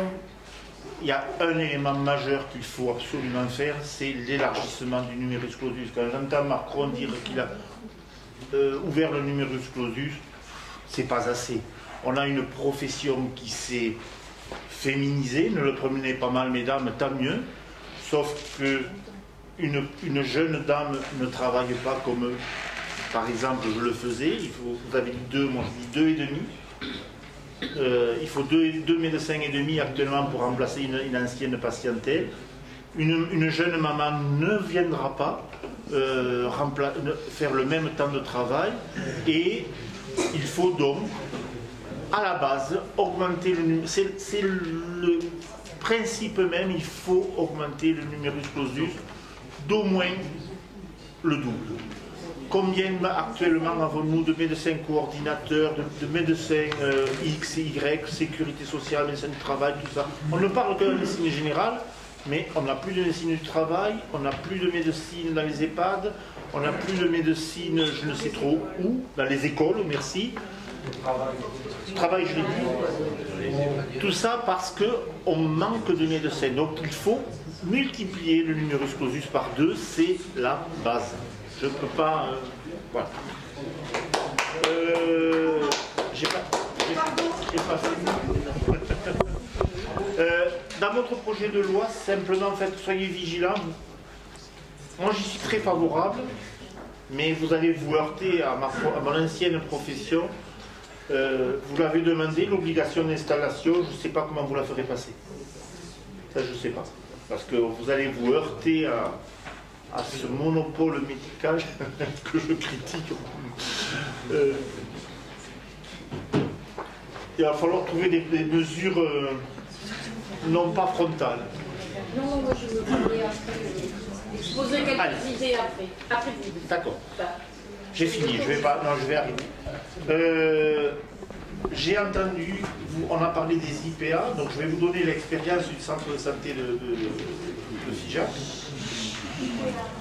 Alors, l'IPA, c'est infirmière de pratique avancée. C'est un intermédiaire qu'on a trouvé récemment entre infirmiers et médecins. L'infirmière de pratique avancée, je ne vais pas rentrer dans les détails, schématiquement, pourrait faire quelques actes médicaux de prescription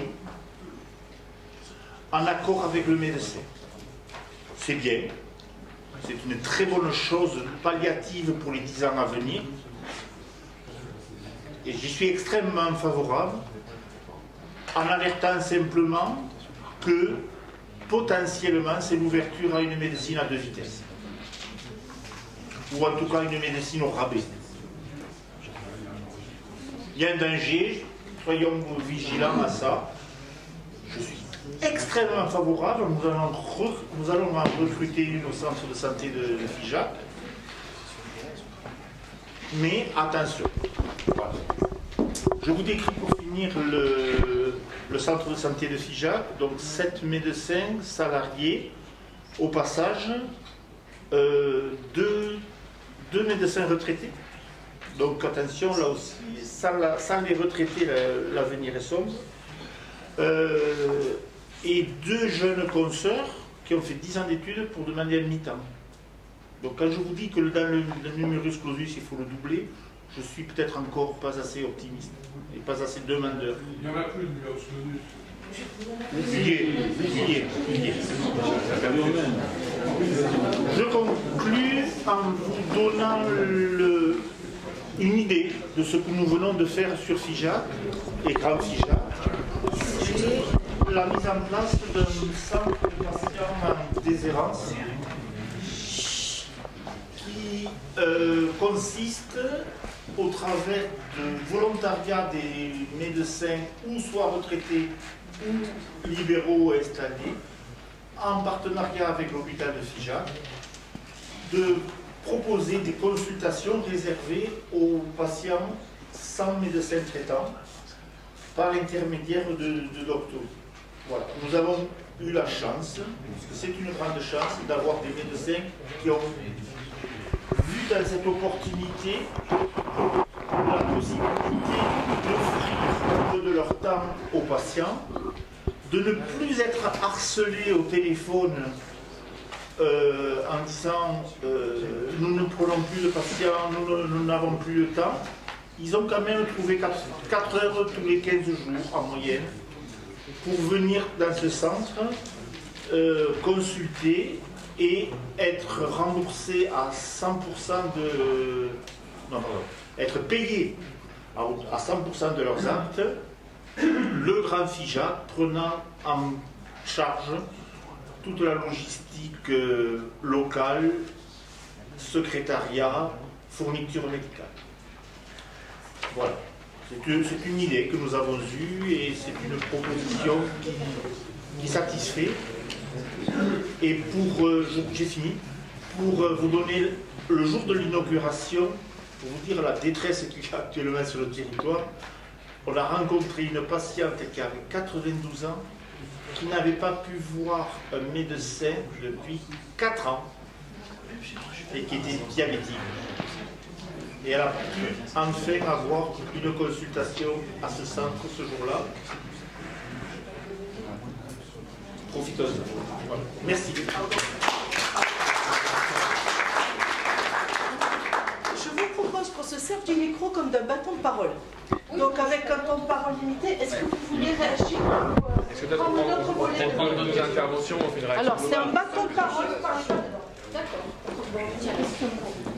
Et oui. Oui, question courte, mais quand même, je vais aller sur 3 pistes, s'il vous plaît. Alors, moi, je représente la CCDM du Gers, voilà, et j'ai le regret d'être venue sans notre député, qui normalement aurait dû être présent à cette séance. Alors, je me pose la question, et ça sera la question finale. Est-ce qu'il faudra avoir bientôt des médecins libéraux fonctionnaires? Bon. Je pose la question. Avant les déserts médicaux, que les déserts soient médicaux, je dirais que malheureusement, beaucoup de petites villes sont devenues des déserts, avec disparition de pratiquement tous les commerces, avec disparition de tout tissu administratif. Comment voulez-vous aller demander à un médecin d'aller s'installer dans un tel désert ? Je crois d'ailleurs vous dire que j'en ai parlé je me suis entretenue avec des notaires ainsi que des agents immobiliers. Ils commencent sérieusement à s'inquiéter parce que le problème, avant on rentrait dans une maison, on regardait si notre téléphone portable marchait. Maintenant on commence à demander est-ce qu'il y a un médecin? Voilà, donc c'est quand même quelque chose d'important. Alors je vais ajouter que je suis sur l'île Jourdain. L'île Jourdain, nous sommes très proches de Toulouse, ce qui fait que nous avons, parce que la ville est attractive, nous avons un certain nombre de médecins. Donc on échappait un petit peu au problème général. Mais les choses sont en train de se corser, car j'ai appris hier, et c'est confirmé, que 3 des médecins se sont déconventionnés, d'ailleurs sans en informer leurs patients. Aujourd'hui, hier la consultation était à 25, eh bien aujourd'hui elle est à 50 et en plus vous ne serez pas remboursé. Ça a créé évidemment beaucoup de problèmes. Alors, à l'heure actuelle, je pose la question, à l'heure actuelle où justement il y a déjà des difficultés, est-ce que l'on peut, bien sûr, est-ce que l'on peut accepter que des médecins, parce qu'ils ne sont pas contents de ne pas avoir vu leurs honoraires doubler, eh bien se déconventionnent, donc c'est une forme différente, voilà, les gens ne peuvent plus y aller, ils sont obligés de trouver d'autres médecins. 3 médecins, je ne sais pas si vous vous rendez compte, mais c'est très important. Voilà. Merci. Donc là, il va peut-être falloir faire quelque chose. Merci. Alors, comme on a eu plusieurs messieurs au début, je vais peut-être donner une question. On commence par là. Oui. Alors moi, j'ai juste une petite question pour que la loi que vous portez ait une chance d'arriver en débat à l'Assemblée. Qu'est-ce que nous pouvons, nous, faire en tant que citoyens pour vous aider. On a prouvé qu'on était capable de se mobiliser pour la réforme, enfin, contre la réforme des retraites. Moi, j'aimerais bien que vous repreniez un petit peu la parole et que vous nous donniez quelques pistes dans ce sens.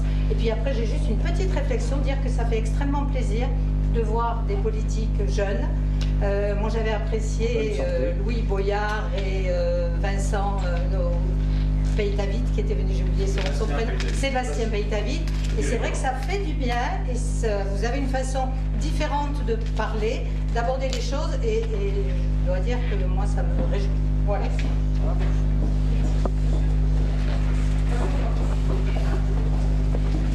Bonsoir, je suis élu de 5 ans et je m'occupe sur la communauté de l'Assemblée. Je voulais déjà bien sûr remercier les initiateurs de cette réunion et qui sont venus sur l'idée. Moi je voulais vous donner une petite lueur d'espoir en vous disant que bien sûr il faut que ce projet de loi avance, fasse son chemin, qu'il soit débattu, qu'il puisse être éventuellement adopté et s'il peut être enrichi. Et vous dire aussi que sur les territoires, il faut arrêter de toujours voir en négatif concernant les difficultés. Certes, nous avons une grande difficulté avec le secteur sous-dense. Sur mon territoire, je vais le dire une seule fois, nous ne parlerons pas et nous ne parlerons plus de désert. Madame citait le désert tout à l'heure. À part pour aller faire un gamétrophie, il n'intéresserait pas des jeunes médecins diplômés à aller dans les déserts. Je vous cite notre journée au Forum de la santé de la faculté de Limoges il y a quelques semaines, où il y avait des collectivités qui arrivaient avec des grandes affiches cherchant désespérément médecins pour s'installer, désert médical. Je peux vous dire qu'en termes de communication, c'est délétère.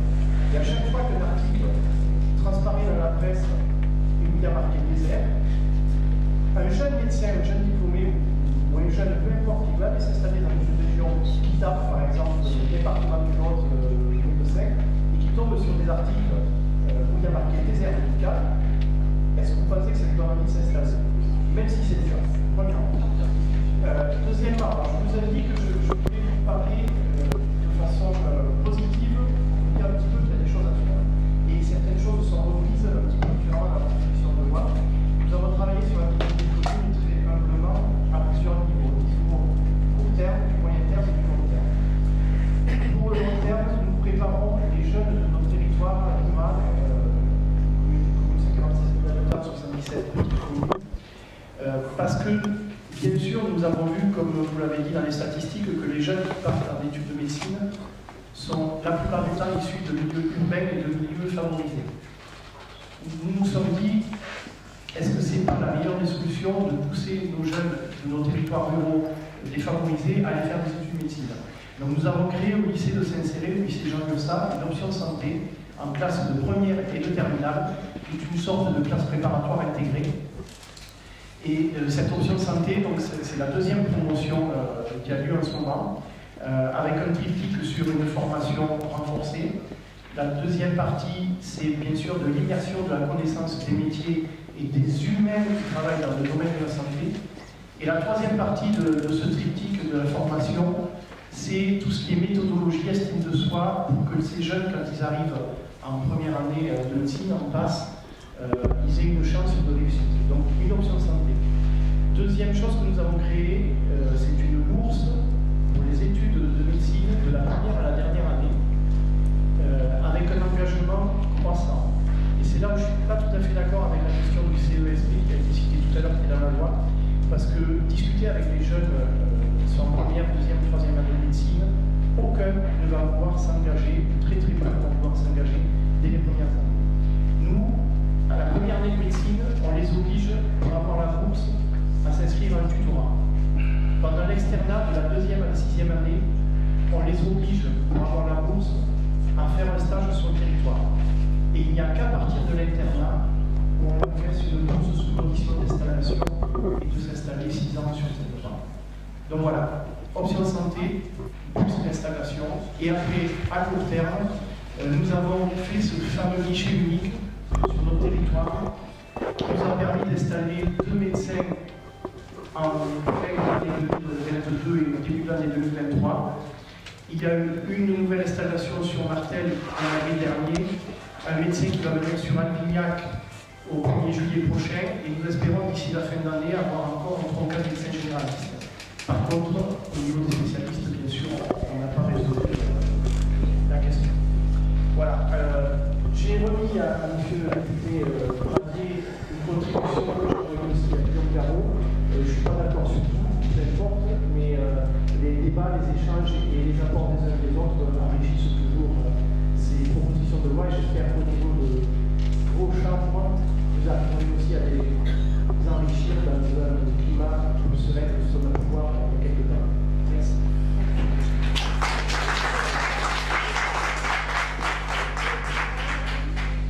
Deux dernières interventions. Okay. Bonsoir, je suis là en tant que patiente. Ça fonctionne pas? Non, mais parlez. C'est pour ça que je ne vais pas tout à l'heure. Alors, l'analyse que vous avez faite, je crois que tout le monde l'a fait. Moi, je voudrais faire quelques observations. Non, il marche pas le mien. Alors, pas grave. on parle énormément du numerus clausus. C'est, je pense, assez réducteur. Il n'y a pas que ce facteur-là. Il a disparu effectivement. Il y a la question qui se pose de la difficulté de passer la première année de médecine. Le recrutement des étudiants en médecine est souvent basé sur des notions de compétences en sciences.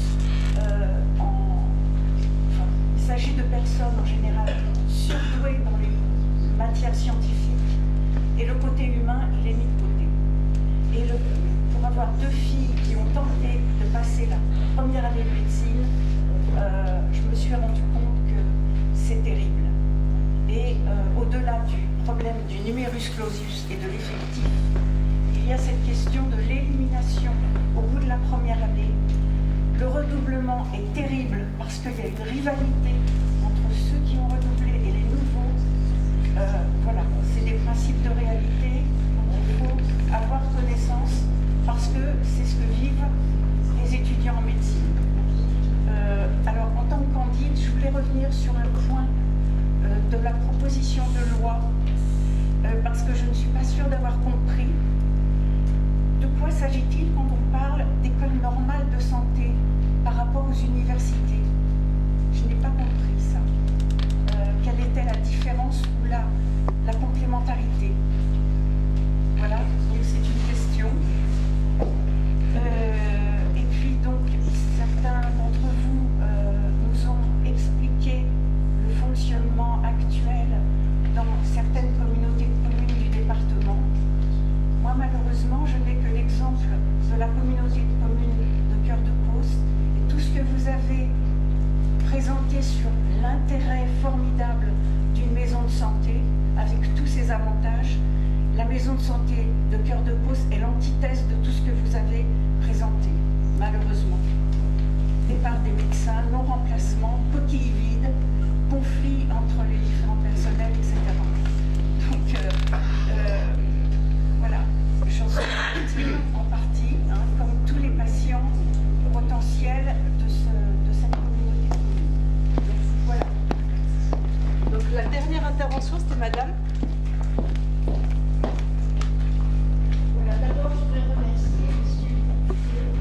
Et quand on a mon âge, ça fait plaisir de voir des jeunes comme vous qui, au-delà de la politique, arrivent à travailler pour le peuple français. Ça, c'est très important.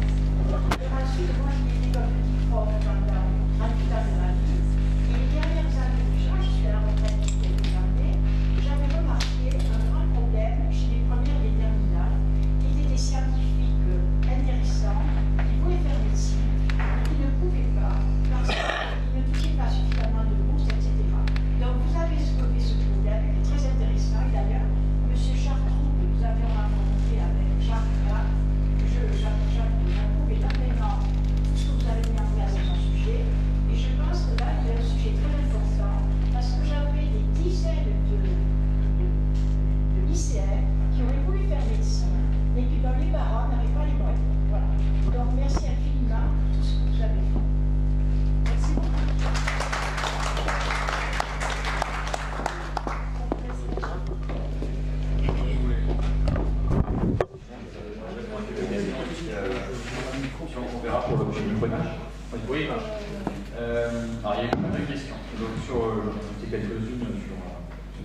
fallait répondre, mais peut-être quelqu'un nous a fait la remarque tout à l'heure en disant qu'on allait réparer ce qui a été cassé. C'était soit courageux, soit cynique, de réparer ce qui a été cassé. Moi, je pense que surtout, si on veut prendre les choses avec beaucoup de pragmatisme, comme vient de dire mon collègue de la majorité présidentielle, c'est que l'abbé Pierre disait que de toute façon on n'agit que quand on n'a pas le choix. Donc je pense que même pour ceux qui ont contribué, qui pendant longtemps se disaient que c'était les jeunes de médecins, aujourd'hui force est de constater sur leur territoire que de toute façon ils n'ont pas le choix que de faire autrement. Je pense que c'est aussi comme ça qu'on a récupéré, nous dans les signatures, beaucoup de, sans doute, de députés qui pendant longtemps ont cru que oui, on pouvait laisser une installation tout à fait libre, qu'on pouvait limiter la formation du nombre de médecins, etc. Sur les points aveugles, très vite. C'est vrai que oui, il y a des points aveugles dans cette proposition de loi, mais en fait, moi je pense qu'il pourrait manquer des urgences, moi j'ai fait un rapport sur l'hôpital public, donc il manque l'hôpital en général, il manque tout en fait. Parce que juste il faut prendre par un bout. Et le bout qu'on a trouvé nous, c'est les déserts médicaux. Donc effectivement, il va manquer beaucoup de choses. Mais c'est une loi aussi, d'une part, il fallait bien prendre par un bout, et aussi parce que ça reste une loi, en fait, dans le fond, quand même, c'est un compromis, hein. C'est une discussion entre 9 groupes politiques. Donc à un moment donné, il fallait aussi que nous, on cadre les choses pour récupérer un maximum de signatures, et c'est aussi pour ça que des fois, il peut manquer des éléments. C'est comment on fait pour réussir à mettre tout le monde d'accord sur une base qui, quand même, honnêtement, est assez solide, et je pense qu'il n'y a jamais eu de texte aussi abouti, avec même autant d'articles, en vérité, signés par autant de groupes. Vous mettez l'article, vous avez de chance que les gens ne les signent pas. Bon. Là, il y a quand même tout un tas de dispositifs. Sur les études subventionnées, je pense qu'on y a répondu parce qu'effectivement c'est au cœur de la proposition avec les CESP. Donc je rebondis. Donc quelqu'un disait tout à l'heure qu'il n'était pas forcément favorable au CESP parce qu'en deuxième, troisième année, les gens ne savent pas ce qu'ils veulent faire. Mais en fait, c'est pas une obligation. C'est-à-dire que s'ils ne veulent pas faire de CESP, ils ne sont pas obligés d'en faire. Moi je suis favorable au fait, mais ça c'est là peut-être qu'on aura forcément, je pense, une divergence avec d'autres collègues. Mais moi je serais favorable au fait que tous les étudiants aient une bourse suffisamment forte pour pouvoir étudier sans qu'ils aient à donner après à l'État. Mais aujourd'hui, sur le compromis qu'on a trouvé, évidemment que ce n'était pas l'avis de tous mes collègues sur la position, le compromis qu'on a trouvé, c'est de dire que bon, sur les études de santé, on veut donner une bourse de la première année pour ceux qui en ont besoin et ceux qui le demandent, et en contrepartie de ça, le jeu en contrepartie, c'est qu'ils viennent ensuite, qu'ils doivent quelques années à l'État. Mais donc effectivement, sur le fait que en première année, ils ne savent pas, il n'y a pas d'obligation à le faire. C'est-à-dire, allez, je vous laisse rebondir. Ah, ok. Bon, peut-être que je vais mais en tout cas, l'idée, c'est que ce n'est pas obligatoire. Autre point sur la question des déserts, moi, je comprends l'idée, c'est juste que, quand même, moi, j'ai le même sujet que l'hôpital public. J'ai beaucoup travaillé sur l'hôpital public, et je me faisais des fois, c'était souvent la direction d'ailleurs qui me disait, mais arrêtez de parler comme ça de l'hôpital public, en fait, vous allez dégoûter les gens d'y venir. Les gens ils sont déjà dégoûtés d'y aller, ils n'avaient pas besoin de moi. Par contre, je pense qu'à un moment donné, on arrive à un tel point qu'il faut trouver quand même une manière de nommer les choses. Et pour en parler tout autour. Après, est-ce que c'est malin dans les facs de médecine de marquer ça? Mais je pense que les étudiants, ils le savent déjà. Il n'y a pas besoin de dire que la Creuse est un désert médical pour qu'ils se rendent compte que de toute façon, ils savent qu'en Creuse, ils vont avoir plus de mal à trouver des médecins pour les former, ils vont avoir plus de mal ensuite à s'installer. Sur l'option santé au lycée, par contre, je trouve ça assez remarquable. Moi, je serais même assez friand de voir comment ça marche dans la pratique. Enfin, je trouve ça très intéressant. Et je voulais juste un mot sur les passes et les LAS, sur le redoublement dans les études de médecine. Effectivement, le redoublement n'était pas parfait dans les études de médecine, sauf qu'aujourd'hui, ils l'ont enlevé, le redoublement. Aujourd'hui, les étudiants qui vont en médecine, s'ils ratent la première année, ils doivent partir faire des études dans une autre formation, je crois pendant 3 ans, si je ne dis pas de bêtises, pour ensuite revenir en médecine.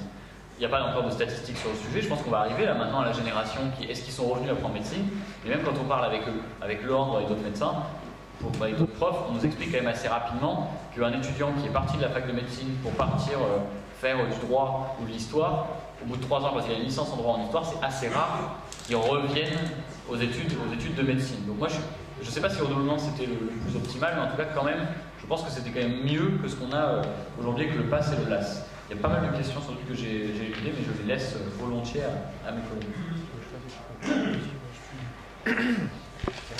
Merci beaucoup. Alors, pareil, rebondir sur quelques éléments. D'abord, il y a un propos qui a été un peu transversal. Plusieurs d'entre vous disent on a des doutes sur l'avenir du texte. Bienvenue au club. Hein. Si on n'avait pas de doute, on ne se battrait pas. Si j'avais pas de doute, je ne serais pas là ce soir. Hein. Je serais chez moi, un canapé avec un Armagnac en me disant de toute façon c'est foutu, donc autant rester chez moi et me reposer. Non, c'est parce qu'on a des doutes que du coup on a aussi un doute que ça puisse marcher, et qu'on est là, et qu'on mène la bagarre. Donc ça, le doute, il est consubstantiel à la lutte. C'est pas un problème, c'est au contraire un point d'appui. Et il y a un élément qui a été dit aussi de manière sous-jacente, et qui est quand même fortement dans la philosophie du texte, et que nous estimons que ce n'est pas aux collectivités de payer. La santé n'est pas quelque chose que la collectivité doit payer. Ce n'est pas selon votre mairie ou votre département que vous pouvez être en bonne santé ou en mauvaise santé. C'est une prérogative de l'État, c'est un droit qui est garanti par la Constitution. Le droit de vivre dans un environnement sain, le droit d'avoir les garanties d'une bonne santé. Depuis 1946, nos textes les plus fondamentaux garantissent ça. Donc à partir du moment où c'est garanti au plus haut niveau, c'est au plus haut niveau, effectivement, de le rendre effectif. Après, quelques questions qui étaient sur le fond, on va dire, un peu plus techniques du texte. Alors, la question de ce qu'on appelle les PADU, qui veut dire professionnels à diplôme hors Union Européenne. Donc des médecins qui ont eu un diplôme qui n'est pas européen et donc qui n'a pas de reconnaissance automatique. Aujourd'hui, il faut passer par une commission spécifique. Sauf un endroit en France, la Guyane, où vous avez un dispositif spécifique, où en Guyane, vous avez des arrêtés qui peuvent être pris par le préfet, qui autorisent un praticien à exercer, alors qu'il a un diplôme hors Union Européenne. C'est pour répondre à la crise spécifique de la Guyane, d'avoir des médecins brésiliens, cubains, etc., qui viennent y pratiquer. Eh bien, nous, on propose dans ce texte, l'article 14, puisque ça a été évoqué, de faciliter l'installation des PADU sur le même modèle qu'on a en Guyane, de permettre au niveau local une autorisation, notamment lorsqu'il y a des besoins, qu'il y a des personnes qui sont là parce que leur conjoint, leur conjointe vit localement, qui sont médecins, qui viennent les suivre parce qu'il y a un déplacement, ils n'ont pas le droit de travailler. Ben, on veut lever cette interdiction de travail d'une part, et d'autre part, faire en sorte que le délai entre une demande d'exercice et une réponse soit de 45 jours maximum. Aujourd'hui, ça peut durer des mois et des mois. Les gens s'installent quelque part, ils sont prêts à exercer, ils attendent 6 mois pour pouvoir le faire. Et ça, c'est pas normal. Donc, facilitation de l'installation au niveau des PADU. Question de l'école normale de la santé, donc une idée qui a notamment été apportée par notre collègue Jean-Louis Picou de l'Aisne, à côté de Guise. Il y avait le familistère de Guise, pour les peut-être socialistes utopiques dans la salle, je ne sais pas. En tout cas, c'est quoi l'école normale de la santé? C'est, si on fait une comparaison, hein, vous imaginez un lycée agricole, mais dans la santé. C'est l'idée d'avoir un lycée qui forme au métier de la santé. C'est-à-dire, vous avez votre programme spécifique, mais vous avez aussi des modules, un éveil, une sensibilisation aux différents métiers de la santé, une acquisition de qualifications initiales qui peuvent permettre à des jeunes qui souhaitent s'orienter dans le domaine au sens large du terme de la santé, médicale, paramédicale, etc., d'y avoir une formation initiale qui les y conduise plus facilement. C'est un peu l'option santé généralisée, hein, comme on évoquait à l'instant, c'est des lycées option santé. Donc c'est ça l'idée des écoles normales de la santé. Enfin, la question des déserts en tant que tel. Alors je ne vais pas revenir sur le débat lexical du terme qu'on veut employer, mais je pense qu'il faut bien avoir en tête que lutter contre l'absence de praticiens dans les territoires, c'est aussi les repeupler en tant que tel. Et là, ça rebondit sur ce que disait la camarade, ce que disait notre ami du Gers. Je dis camarade pour tout le monde, hein, pas formalisé. C'est un trait. Je dis camarade Pradier, oui. Donc c'est bon. Moins souvent. Oui, lui moins, mais voilà, c'est comme ça que ça marche. Non, mais il faut bien avoir en tête que si une des questions que posent les populations pour s'installer quelque part, c'est y a-t-il accès à des professionnels de santé? Eh bien, le fait d'organiser leur installation, ça attire du monde. C'est la même manière qu'une école. C'est-à-dire qu'une école ferme, des gens partent. Quand un médecin s'en va, les gens partent aussi. Et à l'inverse, lorsqu'une commune accueille à nouveau un professionnel de santé ou une professionnelle de santé, ben des gens viennent. Ils disent, bah oui, effectivement, ça a de l'intérêt. Je peux retourner près de mes parents qui ont besoin de moi. Je peux essayer de m'installer quelque part et ouvrir un commerce local. Bref, tout ça devient facilité. Et donc, lutter contre les déserts médicaux, c'est aussi lutter contre les déserts tout court. Voilà. Et j'avais absolument pas de chute. Plus que ça. Et puis, oui, la médecine libérale, évidemment, c'est un mythe parce qu'en fait, tout le monde est salarié de la Sécu, mais il ne faut pas le dire.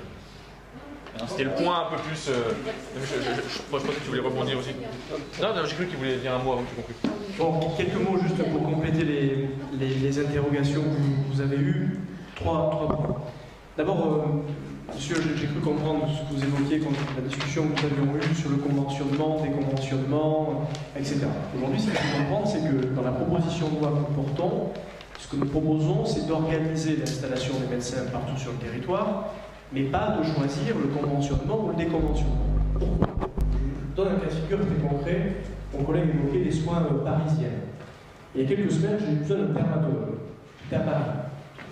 Sujet un peu urgent. On va voir la médecin qui était à l'Assemblée nationale, elle me donne le numéro de téléphone, elle me dit appelez ce dermato, j'appelle le dermato, j'ai le rendez-vous dans les 2 heures. Et je suppose à ce moment-là que c'est parce que c'est la médecin de l'Assemblée nationale qui m'a recommandé et qui a une forme de facilité.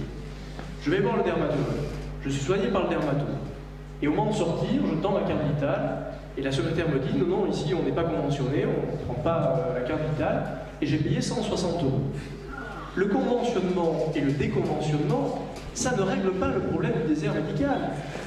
Dans un territoire comme Nice ou dans le 16e arrondissement, vous avez une surconcentration de médecins, de professionnels de santé, mais aussi une surconcentration de professionnels de santé qui ne sont pas conventionnés. Si demain on dit ici dans le Lot où on manque de médecins, on ne conventionne pas parce qu'il y a suffisamment de médecins, et ça ne réglera rien au problème. Ils vont tous partir dans le 16e ou à Nice, où ils vont pouvoir exercer en n'étant pas conventionnés, en prenant 160 € à la consultation, et leur vie ne changera pas. L'option qui est prise ici, c'est une autre option. C'est une option de répartition sur le territoire, avec une possibilité d'installation ou pas, sans conventionnement ou sans déconventionnement. Ce n'est pas le sujet, et c'est de cette manière-là qu'on peut véritablement régler le problème. Le deuxième point que je voulais évoquer est celui des médecins salariés. Moi, en réalité, je suis très inquiet. Je suis très inquiet parce que, pendant qu'on ne trouve pas de solution au niveau national, on est en train de créer des écarts considérables entre les territoires. Et on va se parler franchement, ce n'est pas une bonne nouvelle que le Grand Figeac ou quelque autre collectivité que ce soit consacre une partie si importante de son budget à du salariat de médecins. Parce que la réalité, c'est qu'on va continuer à creuser une inéquité entre les territoires, c'est-à-dire les collectivités qui auront les moyens, difficilement parce que ça vous coûte en effet, et qui pourront faire l'effort de salarier des médecins, et d'autres collectivités qui, même si elles le voulaient, n'auraient pas les moyens de salarier des médecins. Si demain on continue la course au salariat des médecins sans faire peser le coût sur le niveau national, c'est-à-dire la sécurité sociale, alors on va considérablement déséquilibrer le dispositif. Allons jusqu'au bout des choses.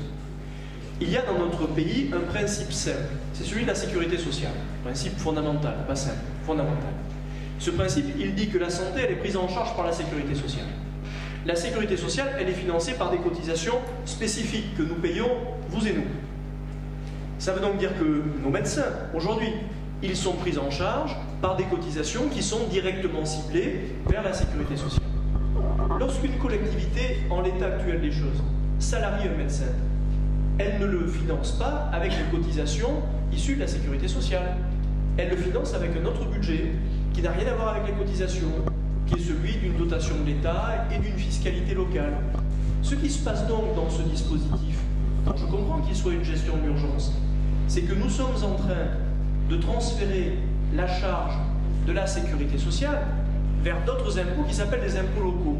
Je vous le fais simple.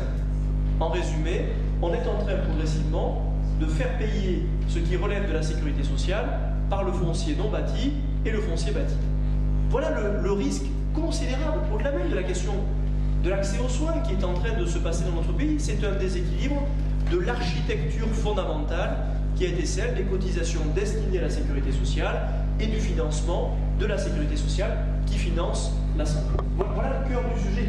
Et cette proposition de loi, elle a cette vocation de remettre les choses en ordre. Enfin, un dernier point parmi tous les sujets que nous avons évoqués. Plutôt deux points rapides.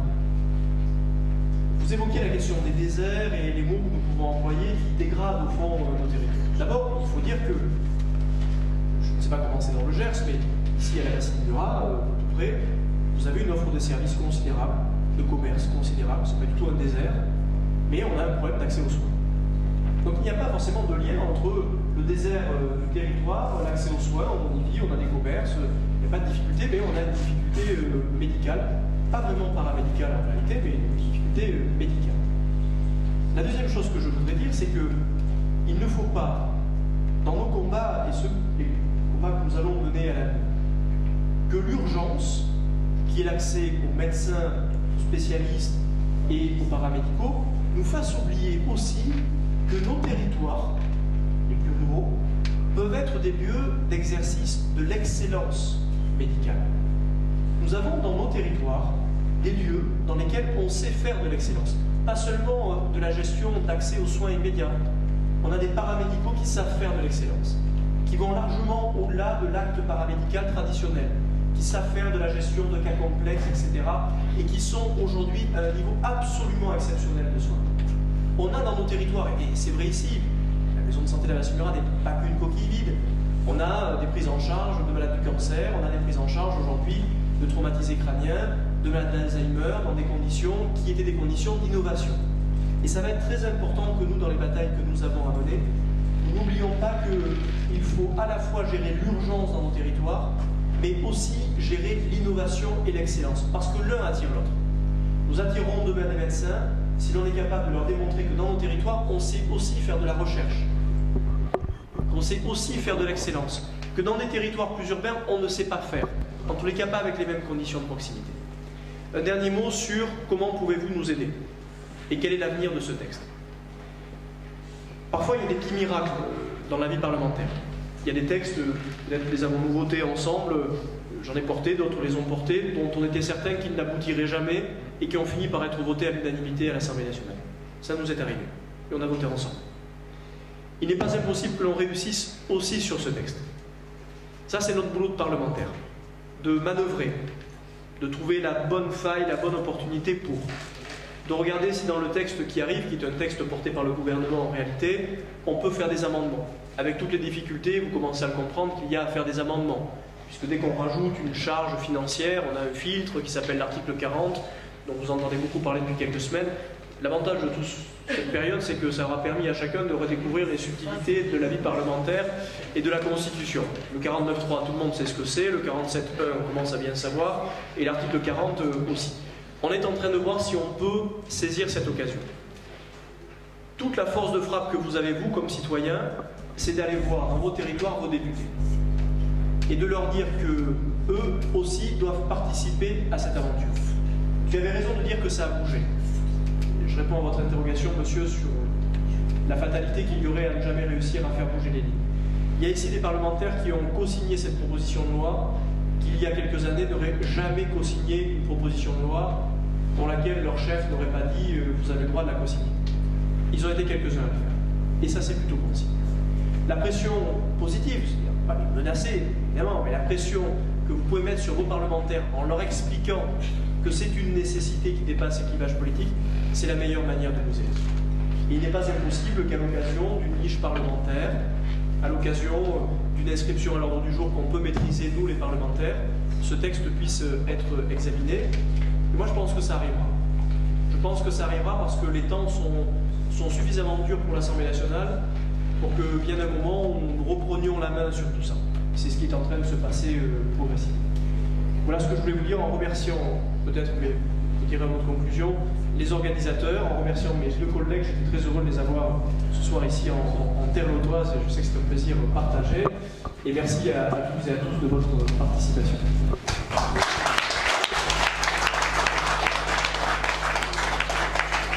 Est-ce que je peux vous poser des questions qui n'ont pas été posées? Parce que, en espérant que ça passe, qu'est-ce qu'il en est du Sénat? Ah ben là, il faudra trouver des alliés. Non, parce que, vous comprenez, ça ne suffira pas. En fait, il y a deux... Enfin, non, mais c'est pas un piège, hein, c'est juste... Mais on sait, il n'y a pas de piège. On ne se sent pas piégé. En ce moment, je ne suis pas le plus à même d'avoir un dialogue serein avec les sénateurs. Mais on ne crée pas à ce que ça progresse dans les temps qui viennent. C'est pour ça que l'Assemblée nationale a toujours le dernier mot. Ce qu'il faut, c'est forcer l'inscription à l'ordre du jour. C'est souvent le sujet stratégique de l'ordre du jour. J'ai compris le vote. Si le texte aujourd'hui est évoqué à l'Assemblée nationale, je ne vois pas comment le Sénat et les différents groupes politiques du Sénat qui peuvent maîtriser une petite partie de l'ordre du jour pourraient refuser l'examen du texte. On trouvera toujours un groupe politique qui acceptera de prendre sur sa journée réservée, ce qu'on appelle les niches parlementaires, l'examen de ce texte-là. La vraie étape, c'est le passage à l'Assemblée. Parce qu'à partir de là, beaucoup de choses s'ouvrent. Et quant au vote final, c'est l'Assemblée nationale qui vote le texte final, qui a le dernier mot. Et donc les sénateurs se rangeront. Et c'est pas sûr que le Sénat vote contre. Je le disais tout à l'heure avec un peu de pudeur, mais qu'est-ce qui a fait pendant des années qu'à l'Assemblée nationale, on ne pouvait pas examiner ce type de texte? c'est que parmi les députés, il y avait beaucoup de médecins. C'est la réalité. Il y en a beaucoup moins aujourd'hui. Il y a d'autres catégories qui sont un peu surreprésentées, mais il y en a beaucoup moins. Puis ce qui a changé aussi, c'est que vous l'avez observé, mais il n'y a plus de majorité absolue. Et ça change beaucoup de choses, en bien et en mal, mais parfois en bien. Merci.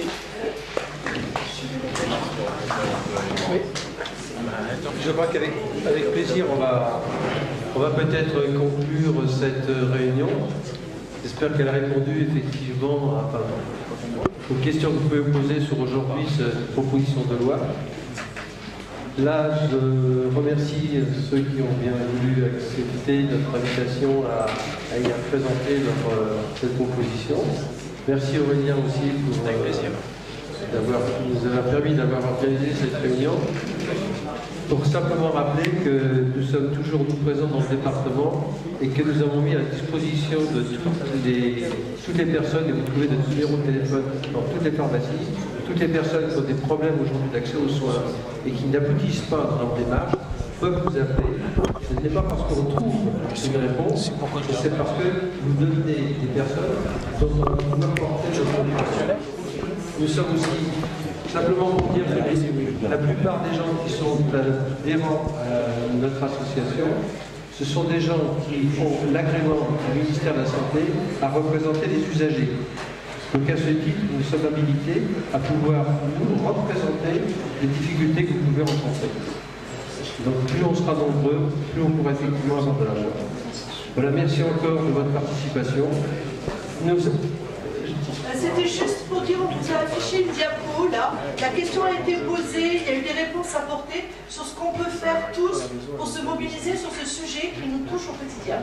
Et donc l'idée, c'est l'Assemblée d'Autos pour la NUPES, c'est une association citoyenne qui propose un questionnaire pour aller plus loin dans la compréhension des besoins et qui proposera prochainement des réunions citoyennes aussi, parce que le grand oublié souvent quand on se demande comment on pourrait avancer ensemble pour mieux répondre aux besoins, c'est les citoyens eux-mêmes. Les expériences et les témoignages que vous avez faits ce soir montrent bien aussi qu'on passe parfois à côté parce qu'on n'a pas suffisamment écouté quels étaient les besoins. Et ça peut être aussi un moyen de faire pression. Alors certes, il y a les députés et les élus nationaux, mais on a aussi des élus locaux qui peuvent relayer nos demandes. Et donc l'idée c'était de vous proposer ça. Vous avez un questionnaire, il y a un site en ligne, vous avez un QR code et prochainement on communiquera sur l'organisation d'assemblées citoyennes où on va essayer de susciter la parole de chacun pour que les besoins en termes de santé soient exprimés par les citoyens qui en sont les premiers bénéficiaires ou qui devraient en être les premiers bénéficiaires. Voilà, merci, prenez le...